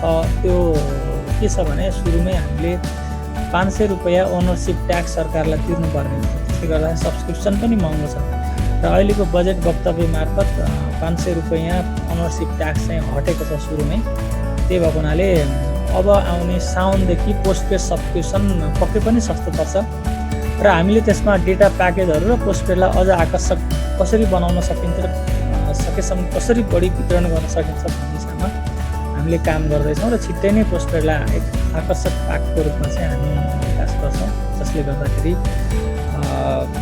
यो जुन सस्तो नेटवर्क अथवा सस्तो चाहिँ के अरे सर्भिसको चाहिँ उपभोग गर्न पाउनुहुनेछ। अर्को रमाकान्त सरले सोध्नुभयो क्षमता कति होला, 18 GB वाला चाहिँ चलाउनलाई पुग्छ कि पुग्दैन भन्नुहुन्छ। हामी यो 18 GB लाई हामी दुईवटा टुक्रा बनाएको छ। एउटा 9 GB चाहिँ दिनको जुनसुकै ठाउँ 24 घन्टामा जुनसुकै समय प्रयोग गर्न पनि पाइने छ भने बाँकी 9 GB चाहिँ हामीले बिहान 5 बजेदेखि साँझ 5 बजेलाई भनेको छौँ। त्यो बिहान 5 बजेदेखि साँझ 5 बजे भनेको कम्पेरिटिभली नेटवर्कको लोड कम हुन्छ र नेटवर्कको लोड साँझ 6 बजेदेखि राति 11 बजेसम्म एकदमै बढी नेटवर्कको लोड हुन्छ। त्यो भएको हुनाले त्यो बेलामा चाहिँ पछि अलि सब्सक्रिप्सन बढ्दै गएपछि समस्या होला, तर 5 बजेदेखि साँझ 5 बजेसम्म र सिकाइको टाइम पनि यही नै भएको हुनाले, विद्यार्थीको सिकाइको टाइम पनि यही भएको हुनाले लोड कम होला र त्यसलाई सपोर्ट गर्ने हिसाबले हामी गर्छौँ। र हामी निरन्तर रूपमा के गर्छौँ भने हरेक टावरबाट कति ग्राहकहरूले चाहिँ सर्भिस एक्सेस गर्नुभएको छ, त्यो टावरले क्यापासिटी कति धानेको छ र त्यसमा चाहिँ अपग्रेड गर्नुपर्ने छ, क्यापासिटी इन्हान्समेन्ट गर्नुपर्ने छ भने हामी निरन्तर गर्दै पनि छौँ। त्यही भएको हुनाले कुन नेटवर्क साइट कुन नेटवर्क सेलहरू चाहिँ कन्जेसन हुन्छ, त्यो नेटवर्क सेल साइटहरू कन्जेसन हुनेलाई हामी त्यसमा क्यापासिटी थप्ने कामहरू पनि गरिराखेका छौँ। त्यो भएको हुनाले कल ट्री र एसएमएसको निम्ति हामीसँग प्रशस्त क्षमता छ, त्यसमा कुनै पनि समस्या हुँदैन। जुन भोइस कलको लागि हामीसँग प्रशस्त क्षमता छ, जति चलाउँदाखेरि पनि समस्या हुँदैन भने एसएमएसमा पनि हाम्रो त्यस्तै छ। डेटा नेटवर्कको क्षमता जुन मैले अघि पनि भने राति 6 बजेदेखि साँझ 6 बजेदेखि राति 11 बजेसम्म पिक टाइम हो, तर पनि अहिले हाम्रो नेटवर्कको अप्टिमाइजेसन नेटवर्कको क्यापासिटी हामी जति बनाएको छौँ त्यसले चाहिँ भान्छ र इनकेस त्यसमा अझै बढोत्तरी चाहियो भने हामीसँग अभाइलेबल रिसोर्सहरू त्यसलाई अपग्रेड गर्नको निम्ति हामीसँग इन्स्ट्यान्टली रिसोर्सहरू अभाइलेबल भएको हुनाले त्यो कुरालाई हामी के अरे सम्बोधन गर्दै जान्छौँ र हामी निरन्तर रूपमा हरेक दिन हरेक क्षण नै कुनै नेटवर्कमा कति प्रब्लम आयो त्यो हामी अनलाइन मार्फत नै मोनिटरिङ गर्न सक्ने हुनाले कहीँ कुनै समस्या आउने बित्तिकै इन्स्ट्यान्टली हामी त्यसलाई समाधान गर्न सकिहाल्छौँ। र यो प्राविधिक कुरा भएको हुनाले कस्तो हुन्छ भने कहिलेकाहीँ प्रब्लम आउँछ नै। जस्तो फेसबुक जस्तो संसारको सबैभन्दा ठुलो र धनी सोसल साइट नेटवर्क पनि कहिलेकाहीँ 2 घन्टा 3 घन्टा डाउन भएको हामीले चाहिँ महसुस गरेका छौँ। कहिले वाट्सएप डाउन हुन्छ, कहिले भाइबर डाउन हुन्छ, कहिले फेसबुक, कहिले इन्स्टाग्रामहरू पनि डाउन हुन्छ। प्राविधिक कुराहरू कहिलेकाहीँ कुन पोइन्टमा के हुन्छ त्यो चिजहरू चाहिँ समस्या हुने हुनाले त्यस्ता समस्यालाई कति छिटो हामी सम्बोधन गर्छौँ र कति छिटो सिस्टम रेस्ट गर्छौँ भन्ने कुराहरू चाहिँ हामीले ध्यान दिनुपर्ने हो त्यो चिजहरू चाहिँ गरिराखेका छौँ।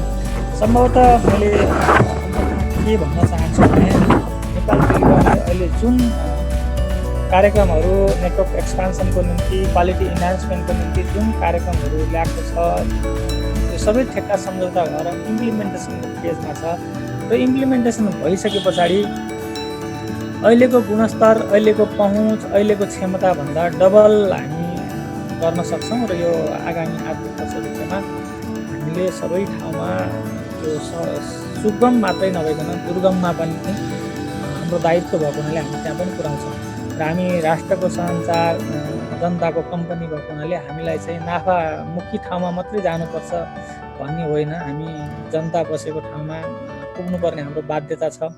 चाहे त्यो जतिसुकै विकट होस् त्यसमा हामी पुग्नुपर्ने बाध्यता छ र दूरसञ्चार सेवा भनेको यस्तो रहेछ कि व्यक्तिगत सुरक्षाको निम्ति, देशको सुरक्षाको निम्ति, समाजको सुरक्षाको निम्ति नभई नहुने नेटवर्क रहेछ। जस्तो म यहाँ एउटा कुरा भनौँ, लिम्पियाधुरा त्यसपछि कालापानी एरियामा नेपाल टेलिकमको नेटवर्क यदि भएको भए, टावर भएको भए अहिले सायद हामीलाई त्यो क्षेत्र क्लेम गर्न त्यति गाह्रो हुन्थेन होला। सुस्तामा हाम्रा टावरहरू भएको भए अनि जहाँ सीमा मिचिएका छ त्यहाँनिर जनताले सूचना पाएका छैनन्, त्यहाँनिर हाम्रा पूर्वाधारहरू छैनन्, हाम्रो सरकारी निकायका कुनै पनि उपस्थिति छैन। त्यसले गर्दाखेरि त्यसमा चाहिँ देशको सुरक्षामा चुनौती आएको चिजहरू छ भने त्यस्तै व्यक्तिगत सुरक्षाहरू कहीँ कसैलाई चाहिँ स्वास्थ्य सम्बन्धी समस्या पर्छ, कहीँ व्यक्तिगत थ्रेटिङ हुन्छ, त्यो बेलामा इन्स्टान्टली सूचना दिनको निम्ति दूरसञ्चार एकदम अत्यावश्यक हुन्छ। त्यही भएर मैले भने समाजको सुरक्षा, देशको सुरक्षा, व्यक्तिको सुरक्षालाई पनि दूरसञ्चार सेवा चाहिन्छ भने अब समाजलाई परिवर्तन गर्नको निम्ति सुनिश्चित भविष्यको सुरक्षाको निम्ति पनि दूरसञ्चार सेक्टरहरू, दूरसञ्चार सेवाहरू अपरिहार्य भइसकेको हुनाले यसमा हाम्रो भरपुर ध्यान आकृष्ट भएको छ र हामी यसैमा तल्लिन्छौँ र यसलाई सफल बनाउनको निम्ति आम नागरिकहरू, आम अभिभावकहरू, आम जनताहरू, आम उपभोक्ताहरू, राज्य र स्थानीय निकायका सबैको उत्तिकै ध्यान हुने हुनाले आउने दिनहरूमा पनि नेपाल टेलिकमको जुन अभियानमा सबैको साथ रहनेछ र हाम्रो अभियान, हाम्रो सेवाले समाजको परिवर्तनमा ठुलो योगदान दिनेछ भन्ने मैले आशा गर्छु र यहाँहरूको समय मैले धेरै लिएँ र म यति भन्दै मेरा कुराहरू यहीँ टुङ्ग्याउँछु र यसमा मलाई आज एकदमै खुसी लाग्यो। रमाकान्त सर 2050 सालदेखि म एकदमै नजिक परिवारको जस्तो छु। उहाँको कुराहरू सँगै पढेको। तेजेन्द्र सरले मलाई 7 क्लासदेखि पढाउनु भयो होइन स्कुलमा, उसँग जोडिन पाउँदा मलाई एकदमै खुसी लाग्यो। प्लेटफर्ममा धेरैजना सरहरू, अभियन्ताहरूसँग जोडिन पाउँदा मलाई एकदमै खुसी लागेको छ। आगामी दिनमा पनि यस प्रकारका कार्यक्रमहरूमा यहाँहरूको जुन निमन्त्रणा भयो भने म सहर्ष रूपमा चाहिँ उपस्थित हुने बाचा गर्दै मेरो कुरा चाहिँ यहीँ टुङ्ग्याउँछु। धन्यवाद। हस् धन्यवाद दिल्ली अधिकारीज्यू। ज्यादै सारगर्भित एउटा चाहिँ साँच्चै नै राष्ट्रको सञ्चारको भूमिका के रहन्छ समग्र पक्षमा भन्ने बारेमा चाहिँ एउटा चाहिँ हृदय छुने गरी चाहिँ आफ्ना भनाइहरू राखिदिनु भयो र यहाँको यो भनाइ आगामी दिनमा नेपाल टेलिकमको भावी योजना निर्माणको क्रममा चाहिँ पक्कै पनि यो भनाइबाटै निर्देशित भएर, आत्मनिर्देशित भएर चाहिँ यहाँले आफ्ना संस्थागत गतिविधिहरूलाई चाहिँ अगाडि बढाउनु हुनेछ भन्ने अपेक्षाका साथ हामी कार्यक्रमको एकदमै अन्त्यमा छौँ र आजको कार्यक्रममा प्रत्यक्ष प्रसारणमा सहयोग पुर्याउने रेडियो सेफर्ड एफएम, रेडियो साइनो, त्यसै गरी रेडियो प्रभाव रेडियो, त्यसै गरी खुल्ला पार्टी अनलाइन पत्रिका समेतलाई मैले हार्दिक आभार व्यक्त गर्दै ज्यादै महत्त्वपूर्ण व्यस्त समयको बावजुद पनि हाम्रो निमन्त्रणालाई स्वीकार गरेर चाहिँ यहाँ हाम्रो कार्यक्रममा की स्पिकरको रूपमा चाहिँ आएर महत्त्वपूर्ण कुराहरू विशेष गरी पठन पाठनको सन्दर्भमा कनेक्टिभिटीको चाहिँ अहिलेको अवस्था र चाहिँ योजनाको बारेमा महत्त्वपूर्ण चाहिँ विषयहरू राखिदिनु भयो। त्यसको निमित्त दिल्ली सरलाई र की पर्सनको रूपमा रमाकान्त सर, हेरम्ब सर, त्यसै गरेर चाहिँ अभिषेक सरलाई र मलाई व्यवस्थापकीय काममा सहयोग पुर्याउने आदरणीय हेरम्ब कुमार श्रेष्ठ, त्यसै गरी प्राविधिक रूपमा मलाई सहयोग पुर्याउने चाहिँ देवप्रसाद पण्डित सर र समग्र यहाँ उपस्थित रहनुभएका सम्पूर्ण सहभागीहरूलाई हार्दिक धन्यवाद ज्ञापन गर्दै म आजको कार्यक्रमलाई यहीँ विसर्जन भएको घोषणा गर्न चाहन्छु। र आगामी दिनमा फेरि अर्को एपिसोडमा नयाँ विषयवस्तु लिएर यहाँहरू समक्ष आउनेछु। हस्त धन्यवाद, नमस्कार। मैले यहाँहरू सबैसँग कार्यक्रम इन्ड गर्ने अनुमति मागेँ। हस्त नमस्कार। नमस्कार। धन्यवाद सबैलाई, नमस्कार।